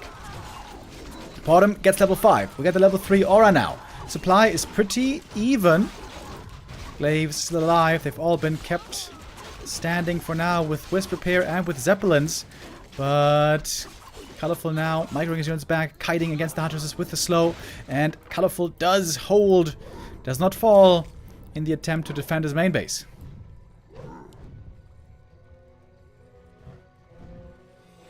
Foggy now down to only 38 supply. It's looking rough for Foggy now. Bottom right clicks are actually pretty damn respectable.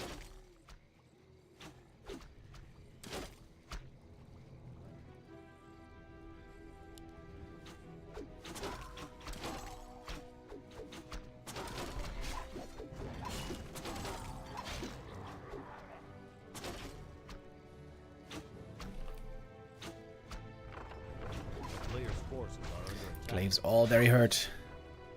Wisps need to get there for the repair. Quillbeast also threatening the Zeppelin. It looks like Colorful has found the answer to Foggy's Huntress style. Map number 1, Foggy was able to pull it off, but maps 2 and 3, it seems like Colorful again is showing a solid defensive game. So rich as well. Colorful over 800 gold.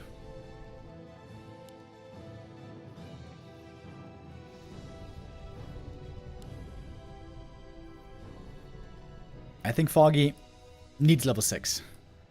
Perhaps with level 6 there is some kind of a chance, although it's looking grim.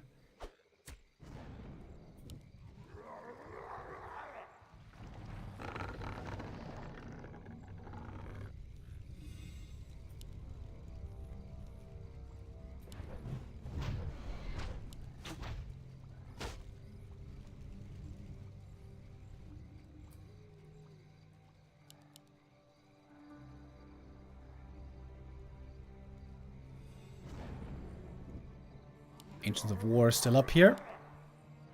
Even get an Ancient of Wind. I guess for a Hippogriff. Would be very, very good against the Zeppelin. There's almost no anti-air in Foggy's army. Dryads have to be careful against the Glaives. You can see the damage can be quite significant against them when the splash damage connects the siege damage. But it's not enough to take him out right away. It takes 4 Glaives to one-shot a Dryad. For 3, it takes a lot longer. Some Dryads are falling here, but Foggy's taking so much damage. He doesn't have a heal scroll anymore. It seems like there's nothing that can threaten this Demon Hunter anymore either. Still standing and banging in the front line, has an invuln. Still so many hurt units for Foggy, barely saving them. Supply is indeed still even. The bottom is close to level 6.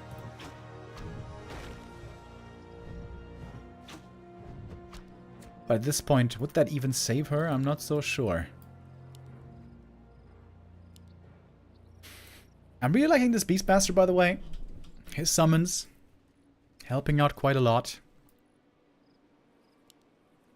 A town is under siege.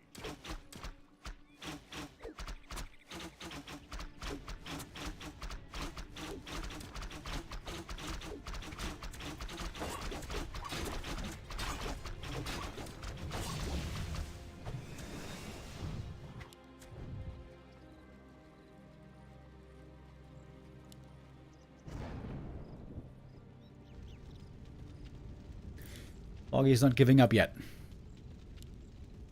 If he can somehow find a way to win this game, he will be in the upper bracket, in the top 16. He knows this is a good chance, even if now the game is looking rough. The thing is also he's got no mana. Even if he gets level 6, he most likely won't have the mana for the ult. There's another mana burn coming in. Oh, we got a Hippo Rider! Right! Hippo Riders! Oh my god. Yeah. There's absolutely nothing against Hippo Riders. Good Wisp detonates. That's almost level 6 for the Potom. She's trying to get those kills. She's trying to get the experience for level 6. And she's got it. But it's so many losses, including the Potom. Maybe! There she goes. Potom is dead. And the game seems very much over. It's a lot of losses for Colorful. Down to 33 supply.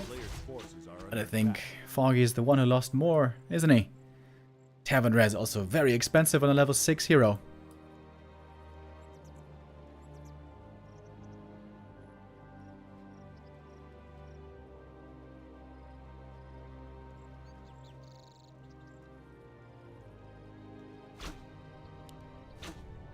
And that one Hippo Rider. That one Hippo Rider is just running down these glaives. One by one.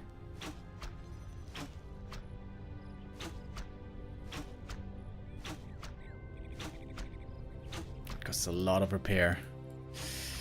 The Potom did come back on level 6, but without mana. Oh, she's got level 3 arrow, actually.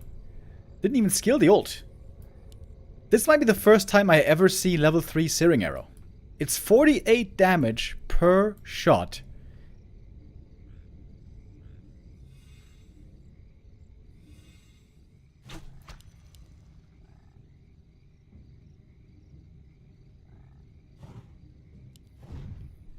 It is quite a bit.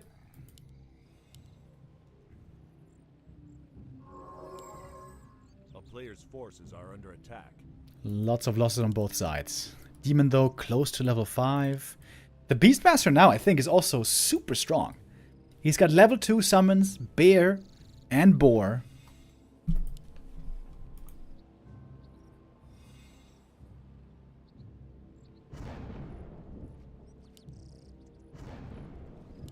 There it is. Raging Bear, Dire Quillbeast.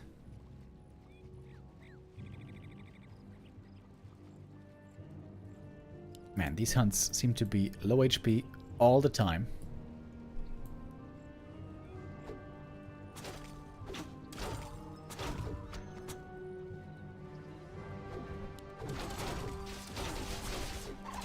Okay, is this the last stand?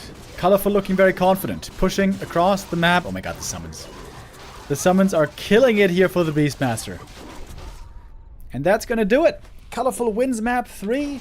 Wins in the upper bracket. Takes first place in the group.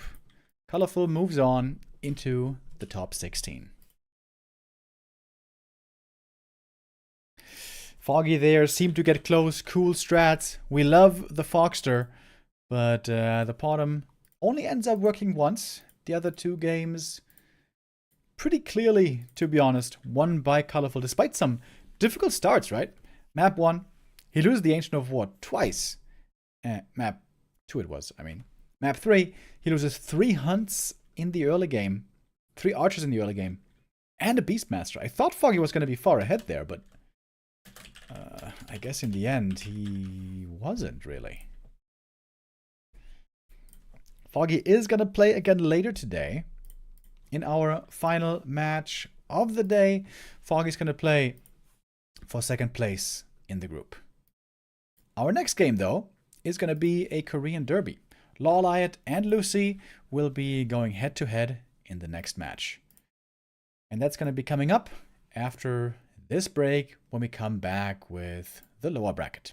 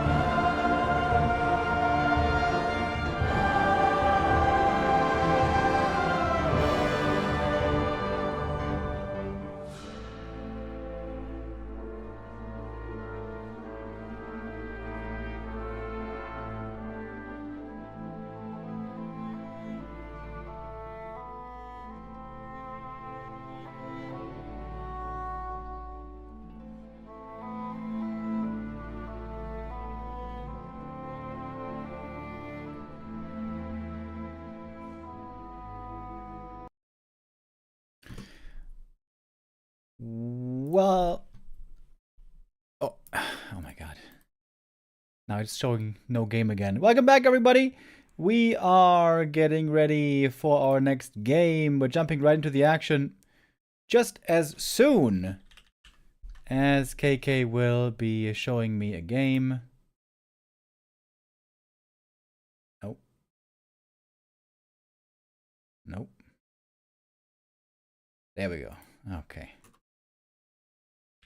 Alrighty.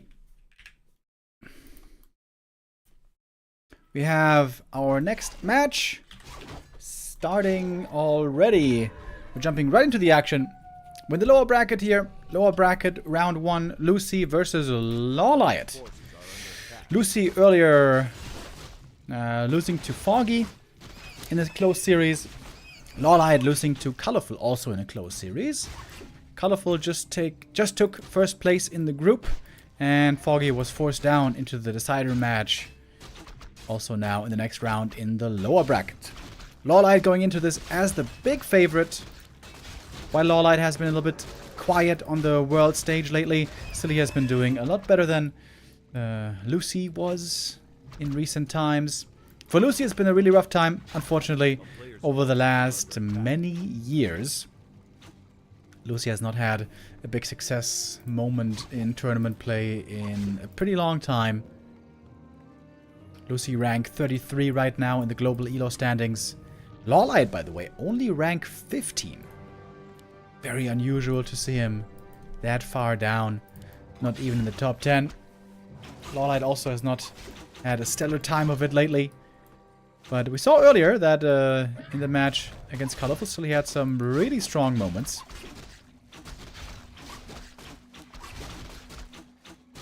Putting a lot of damage here on the DK, by the way. Oh, nice little archer block. Archer block again. Death Knight down to only about 100 HP. But does get away. LawLiet here trading very well so far in the early game. Out microing Luci a little bit so far.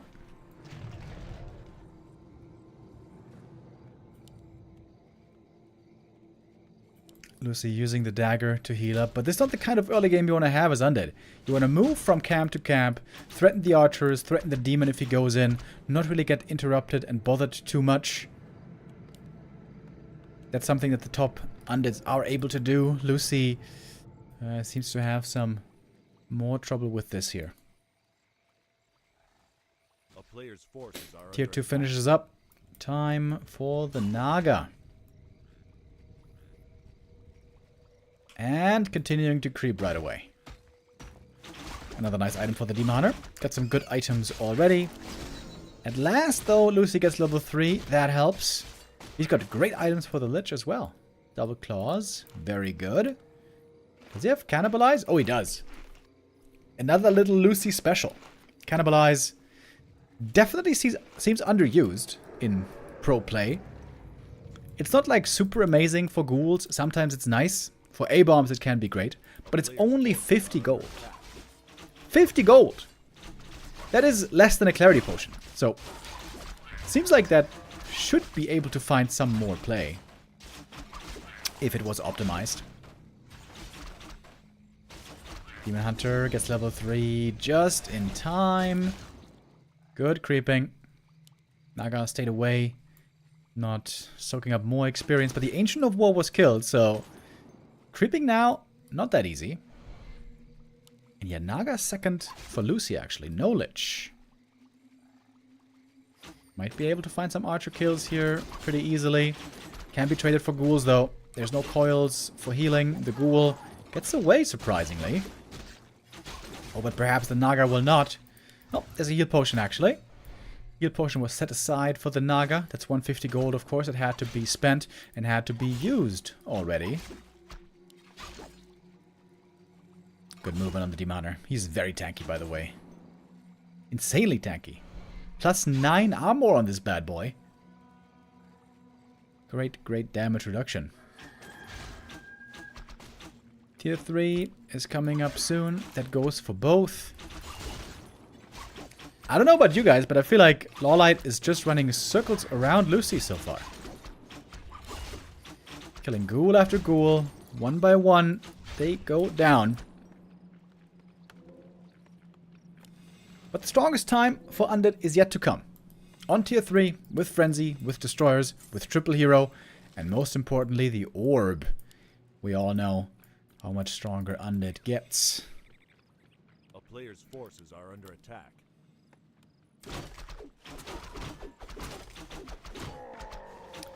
Lich 3rd indeed coming. That is no surprise. Tier 3 finishing up. Their master training can be started right away. Mana, of course, not looking great for Luci. It's the classic kind of a game against the Demon Hunter.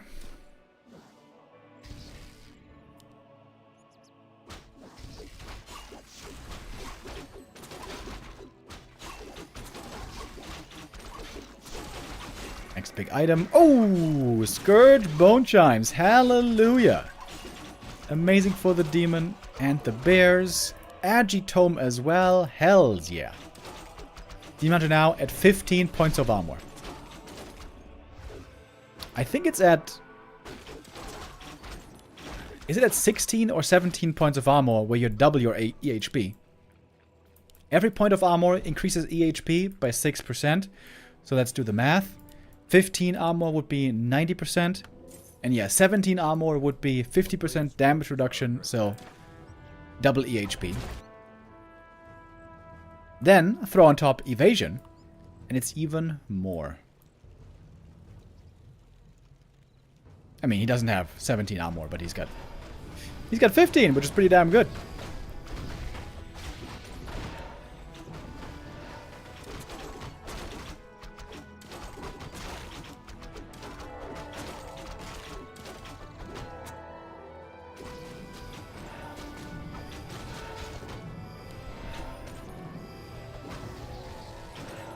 Really good mana burn play here. Luci not really able to punish the demon when he walks in. Normally you want to be able to use Coil Nova, force him to TP, or maybe have to be staffed or something, but it's just the demon here. Just running around in circles. Doing everything that his heart desires.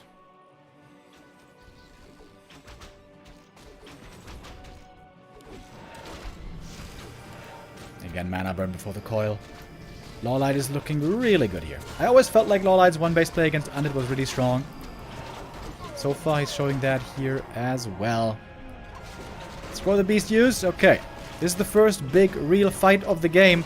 And the Naga is looking for the kill. The coil is too late. Lich is dead. No orb anymore. And with that, the fight is already over. Gonna be another fiend going down here. Where's the destroyer?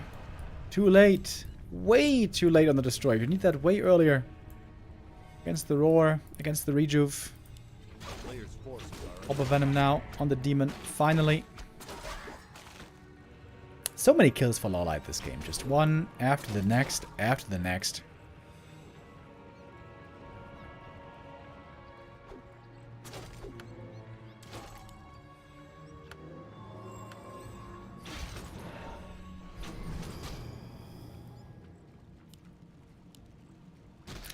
We do have another mana potion. A surprise Coil Nova to kill the demon. That's the one way I think to win this game. Get the rejuve in again though. There's no dispel against the rejuve. LawLiet just playing this so beautifully. He's got the staff as well, if necessary. Fog Lightning for the double ghoul kill. The DK goes down as well. This looks kind of like the saddest game of the day. This is just zero chance. LawLiet is just absolutely owning Luci here. Without mercy. Can he get a demon kill now? I don't think so. Staff out. Naga killed. GG. Damn. LawLiet playing an excellent game here. On the Good Night Elf map. Amazonia. Gotta say, pretty questionable that Luci leaves this map in the pool. AZ is known for being amazing for Demon Hunter 1 base against Undead. Probably by far the best map for that style. So, should have probably vetoed that in all honesty.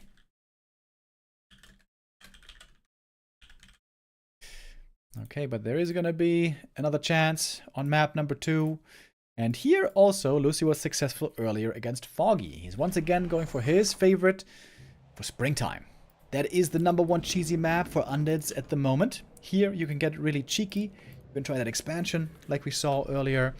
That can be pretty difficult to properly deal with. I wonder how much experience LawLiet has against that style. If it is indeed, again, the same style. And I think that's the best chance for Luci in this series. You gotta cheese a little bit. You gotta kind of hope for enemy mistakes. In the normal game, where LawLiet plays very solid, there's almost no win chance for Luci at the moment, to be honest. So, Lich first, Instant Expo. It absolutely could be once again.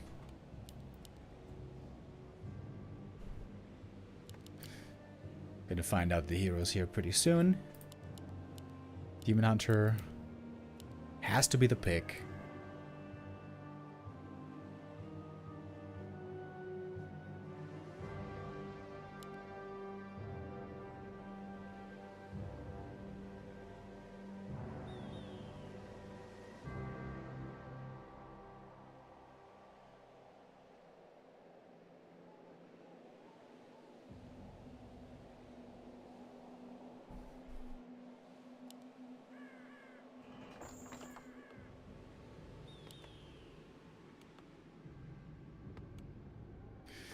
But it's a DK this time.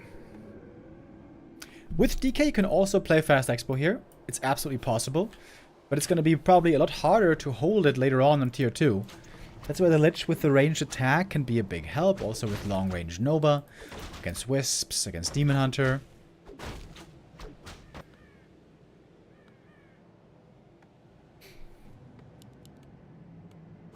I wonder what Luci has in store here.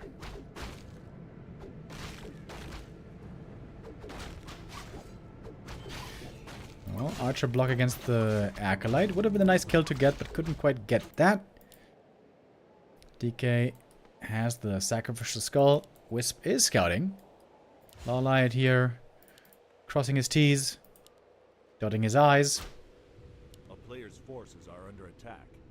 And Demon Hunter could get level 2 pretty easily here at this green cap if he wants.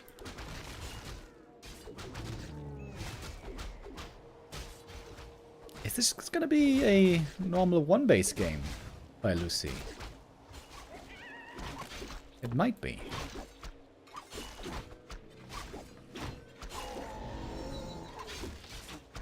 Demon Hunter items pretty good. Some more HP, some more damage.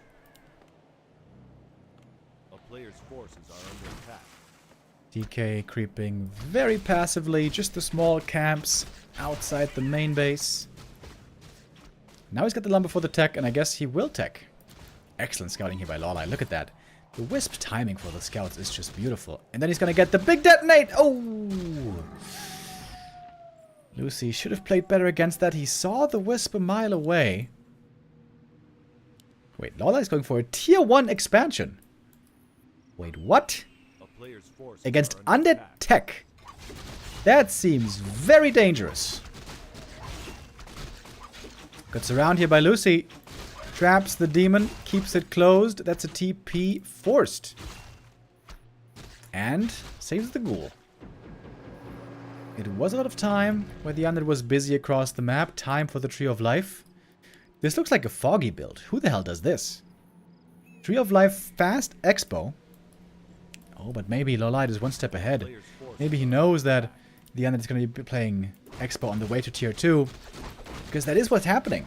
Oh, nice play by LawLiet. He was anticipating this.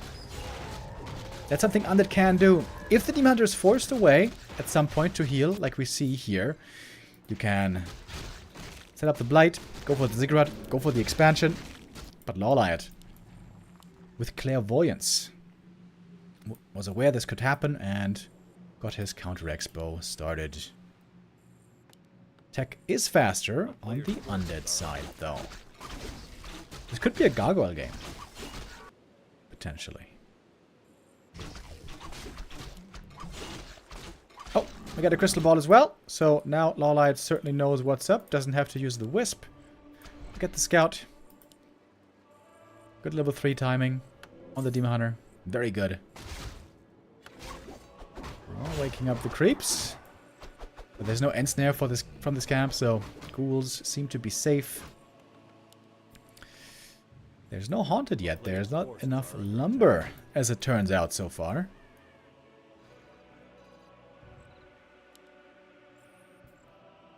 I'm liking LawLiet's play here quite a bit. Forcing attention now with the demon. Oh, he killed the Acolyte! Killed the Acolyte. Delayed an expansion by a long time. And now, staffing back home. Over to the middle.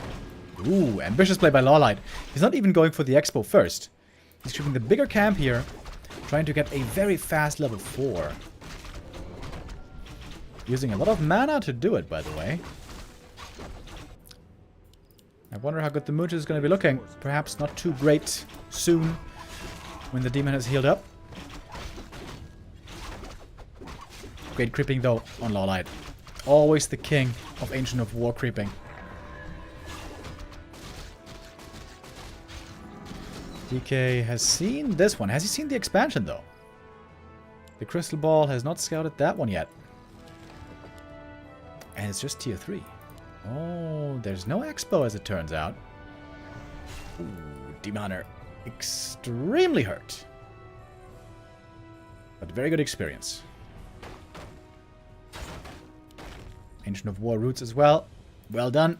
Prevents being taken out easily. Moonjuice was in fact enough to fully heal the demon. Nice.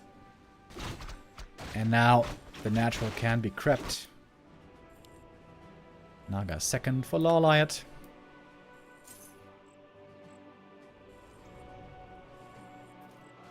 But I think LawLiet doesn't actually know about the expo.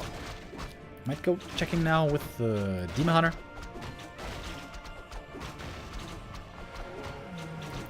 And now it's time for the expo. Gloves of Haste for the Naga, that's alright. Creeping now for the Naga, pretty difficult. Ancient of War not really in a great position to do it.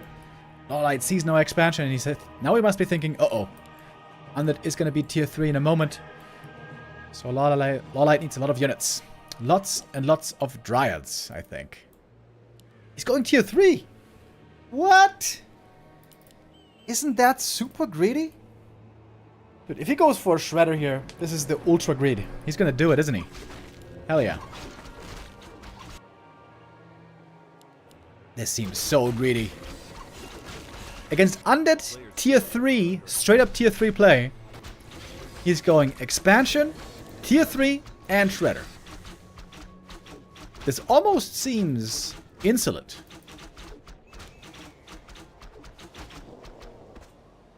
But LawLiet might just have the ability to pull this off.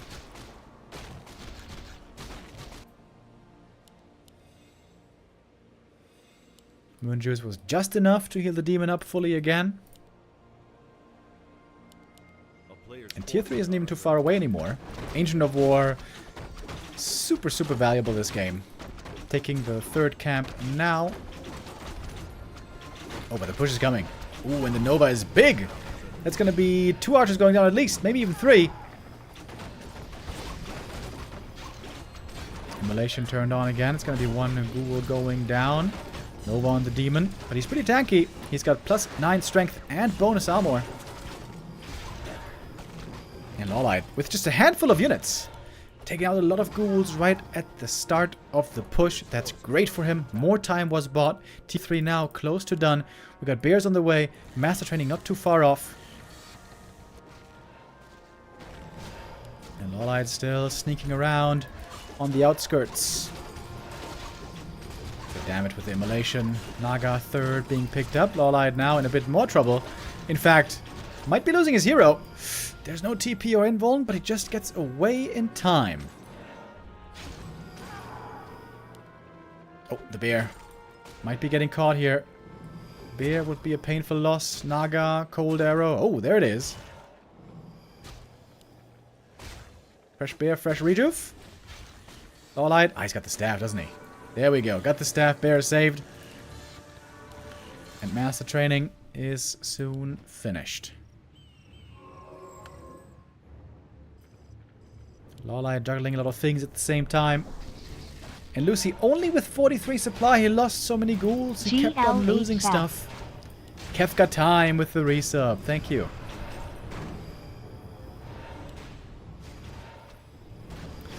It looked very greedy there by LawLiet, but I guess it is working out in the end. We might be losing the Entangled Gold Mine, or perhaps not. Master Training is finished. Folk Landing comes in. Only level 2 so far, but now level 3 on the Naga. Demon Hunter so tanky here. 1000 HP. And all that armor. And evasion.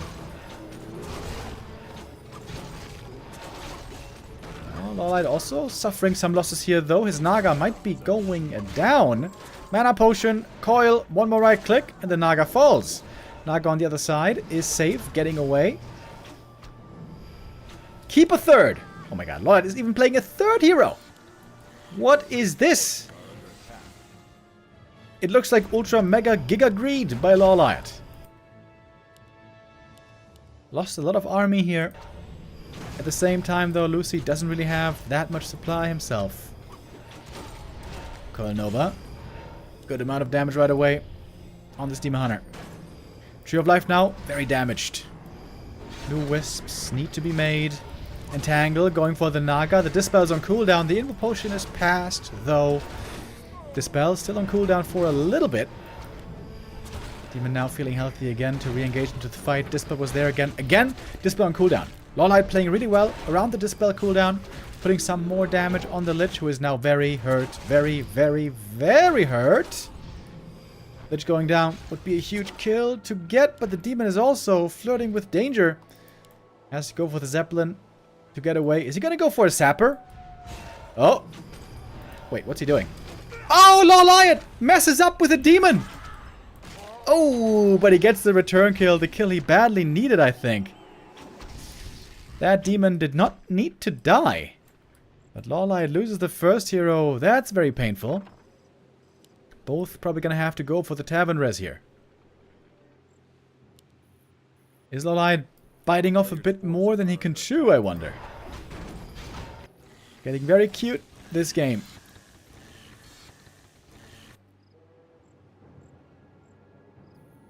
Naga back from the altar. Demon back from the tavern. Ooh, goes for that. Wait, goes for that tavern. Surprisingly. The town is under siege. Second Orb of Venom would be great. Keeper picks it up. Tree of Life was repaired. But Luci has a pretty respectable army now. 432 hero levels is also decent. 50 supply. But we got triple hero on LawLiet, double Orb of Venom. Not that many units, to be honest. Zeppelin coming in. Can be a good help. DK, uh-oh, what's he doing here? Death Knight almost going down. Invuln passed. Lich in trouble next. Lots of hero focus. The double Orb of Venom is really kicking in. Demon Hunter, though, also hurt. The heal scroll was used. The Naga in problems. The Demon also very low HP. The Zeppelin play, though, is beautiful. There's no web researched to punish the Zeppelin.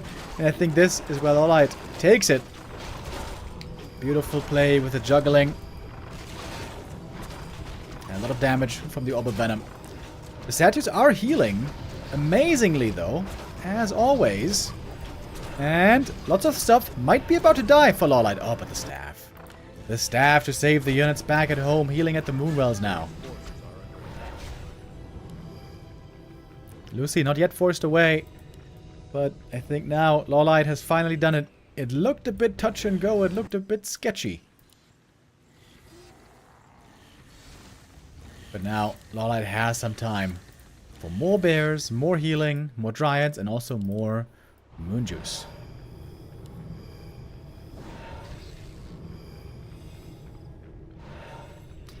Lich is close to level 5. Level 4, I mean. I guess he's gonna get it here. That should not make the difference, though. A player's forces are under attack.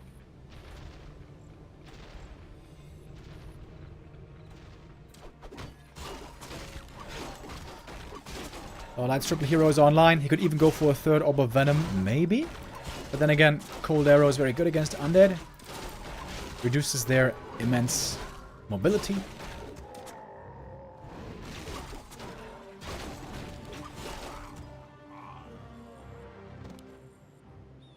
A player's forces are under attack.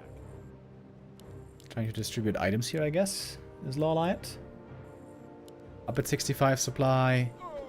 Seems like now nothing can go wrong for him anymore.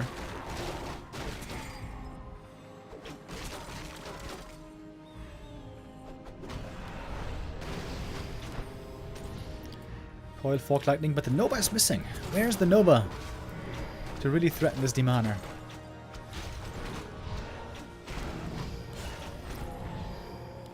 Luci's about to have really good hero levels if his Naga gets level 3. But at the same time, of course, LawLiet also has the triple hero, also has good levels. DK in trouble. Kill here would instantly be game! And with the Fog Lightning, he can close it out. Kills the Death Knight. And that should be easy pickoffs now for the rest of the gang. Double staff already. Could be triple staff, triple hero. I mean, triple staff, triple orb in the end. Perhaps. Looks like we're saying goodbye to Luci right here, right now. LawLiet picking off the rest. There's some invulns to delay the inevitable, but the game is certainly now over. Demon Hunter with a good game. Also with a difficult game at times, but LawLiet does close it out and does win 2-0 in this lower bracket, round 1.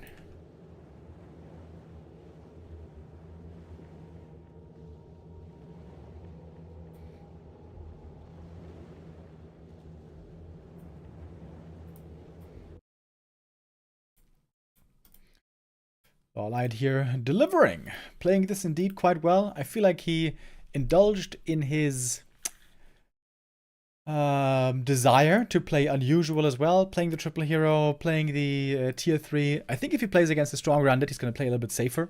Go for more heal scrolls, invulns, mass dryads, be more sturdy when the undead push comes. It looked a little touch and go there for a while. But it is enough for LawLiet. He does win this and will be the last player with the last chance, along with Foggy, for the top 16. Because indeed now we almost have our top 16 figured out. Just one more match to find number 16. Little reminder, a little refresher for our memory. So far, in the top 16 playoffs, we have Moon, Sok, Colorful, Kaho, Shao KK, 1-0, Focus, Happy, Ice Orc, Starbuck Chic, Blade, Pink, Life, and Hawk. And now, the very last player to be determined next, Foggy or LawLiet. Which Night Elf is it gonna be? By the way, the playoffs will begin next week on Friday, in case you were wondering. All right. We're going to go into one last break for the day, and then we're going to come back with our final decider. Foggy or LawLiet. Who's going to take it? We'll be right back.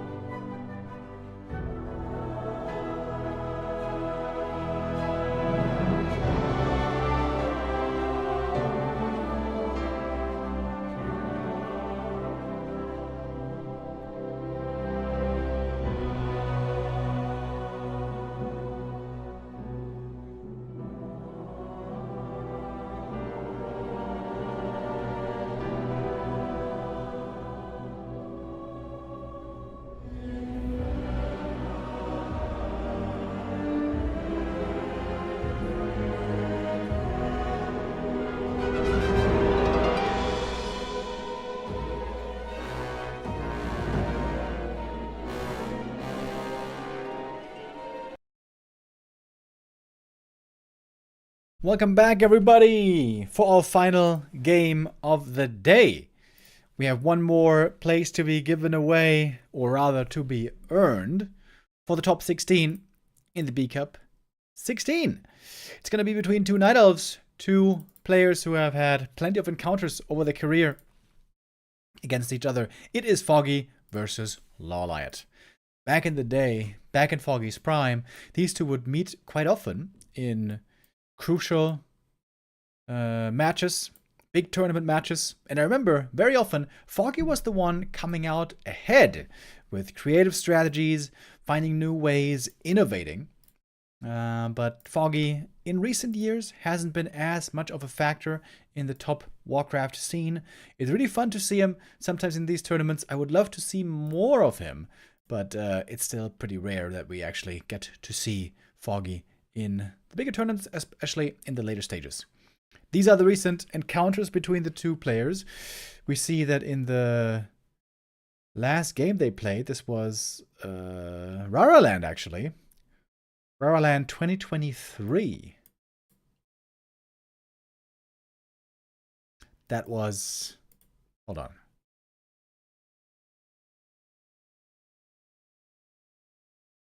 I gotta do my calculations back. Wait. This was the first time in Dortmund, right? Yeah. First time Dortmund. Rara 2023. Where LawLiet was losing actually to Foggy. Before that, a couple of wins going LawLiet's way. But in general, they haven't been meeting each other too much lately. 0 matches in the last year. Now the first game in almost 1.5 years between the two once more. Of course, LawLiet had some valuable game tape to study earlier because Foggy played against Colorful already earlier on.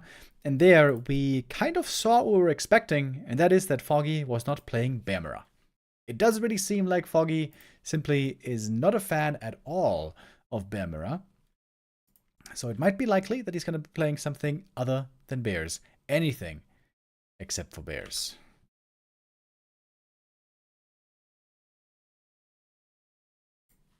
Looks like my War 3 Champions isn't properly launching right now. Okay.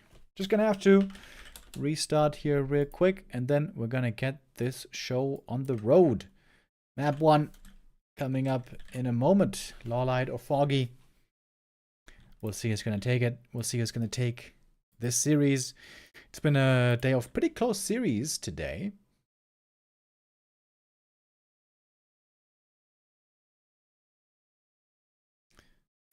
Okay, restart.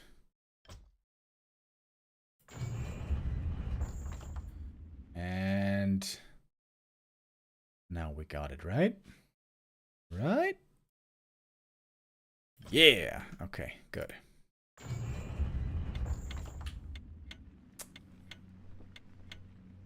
All right then.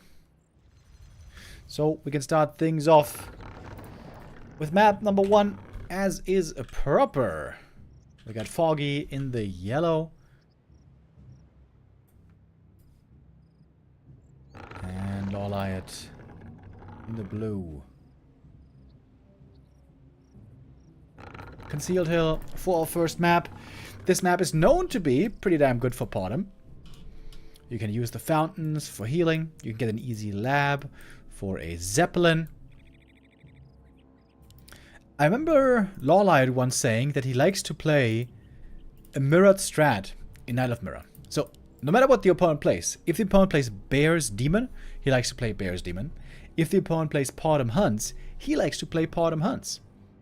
That's at least what he said some time ago. And if that still is his philosophy, then going Podem here might be the right approach, because Foggy is very likely to go Podem, isn't he? Indeed. We got the Podem here, and we got the Podem here. Alright. LawLiet staying true to his word. Playing the mirror. Podem Mirror. Let's go.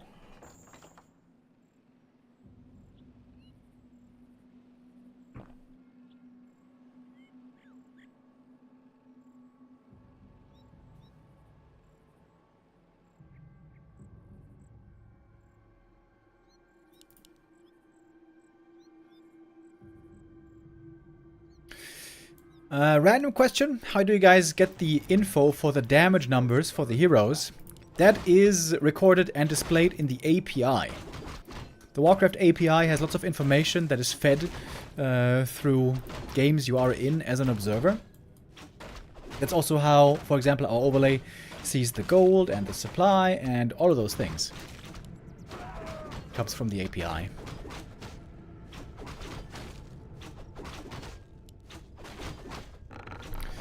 LawLiet starting off with Aura first.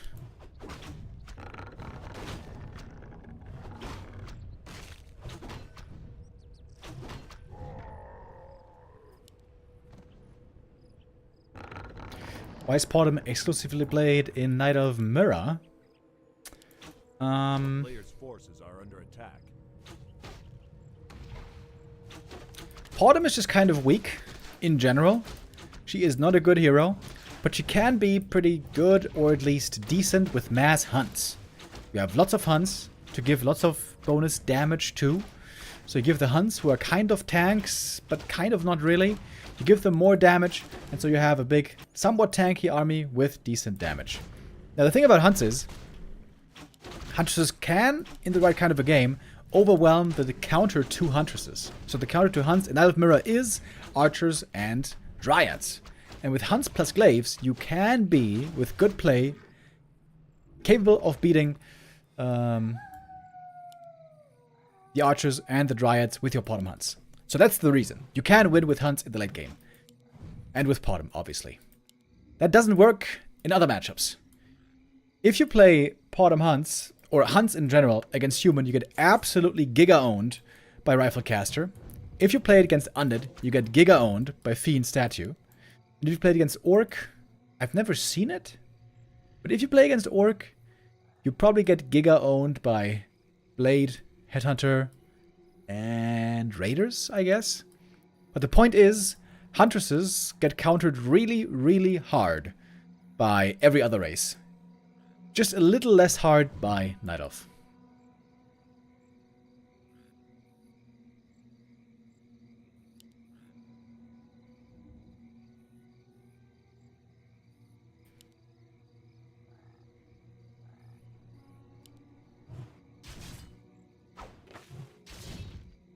Player's forces are under attack.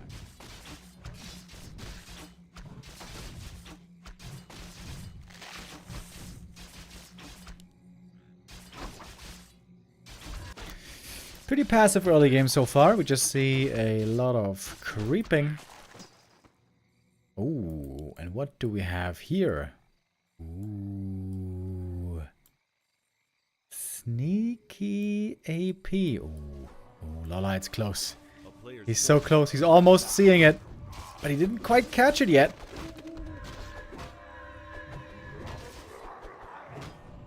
We got sentinels for LawLiet.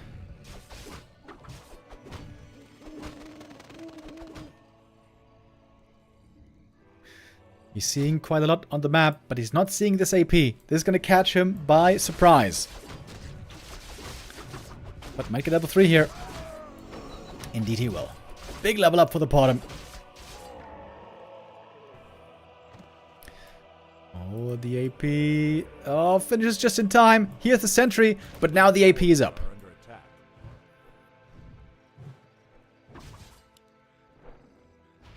LawLiet at 40 supply. Same for Foggy, more or less. APs do a lot of damage against hunts, against unarmored.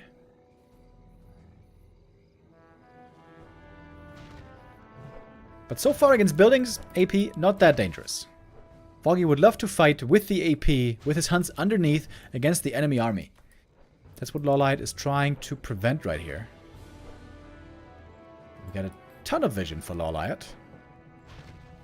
Oh, and in the end, it looks like this is a lot less scary than it seemed at first. LawLiet pushed away the enemy army and can just, with his forces, take out the AP easily here. Damage spread not exactly perfect by Foggy. He was kind of busy on his side of the map. Creeping up the lab. And that will enable glaives. Glaive throwers with a siege damage, very good against unarmored.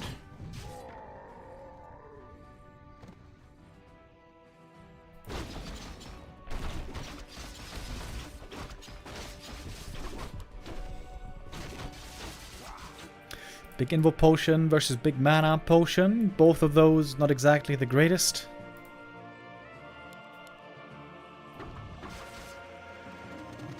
LawLiet on the way to tier 2.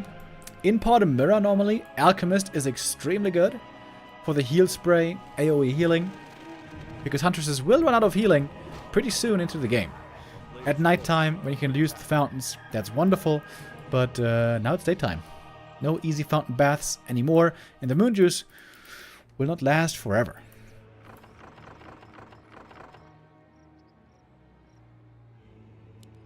Up we go. Loading into the Zeppelin. No glaives for Foggy, but it's only hunts. Pure hunts. 45 supply, hunts and Potom, and nothing else. Oh! The Sentinel saw him, right? Wait, whose Sentinel is this? I think it's LawLiet Sentinel. Or, actually, I'm not sure. The colors of the Sentinels are buggy since forever, so you can't tell which one it is.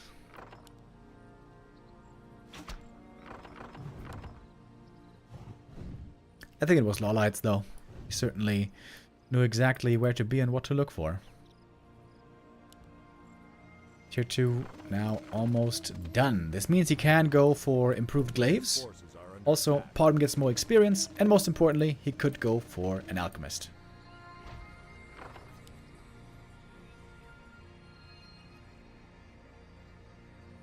And now the game gets kind of weird.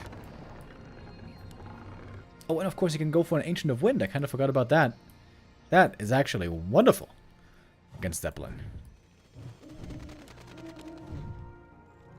Sentinels also giving a little bit of vision above the trees.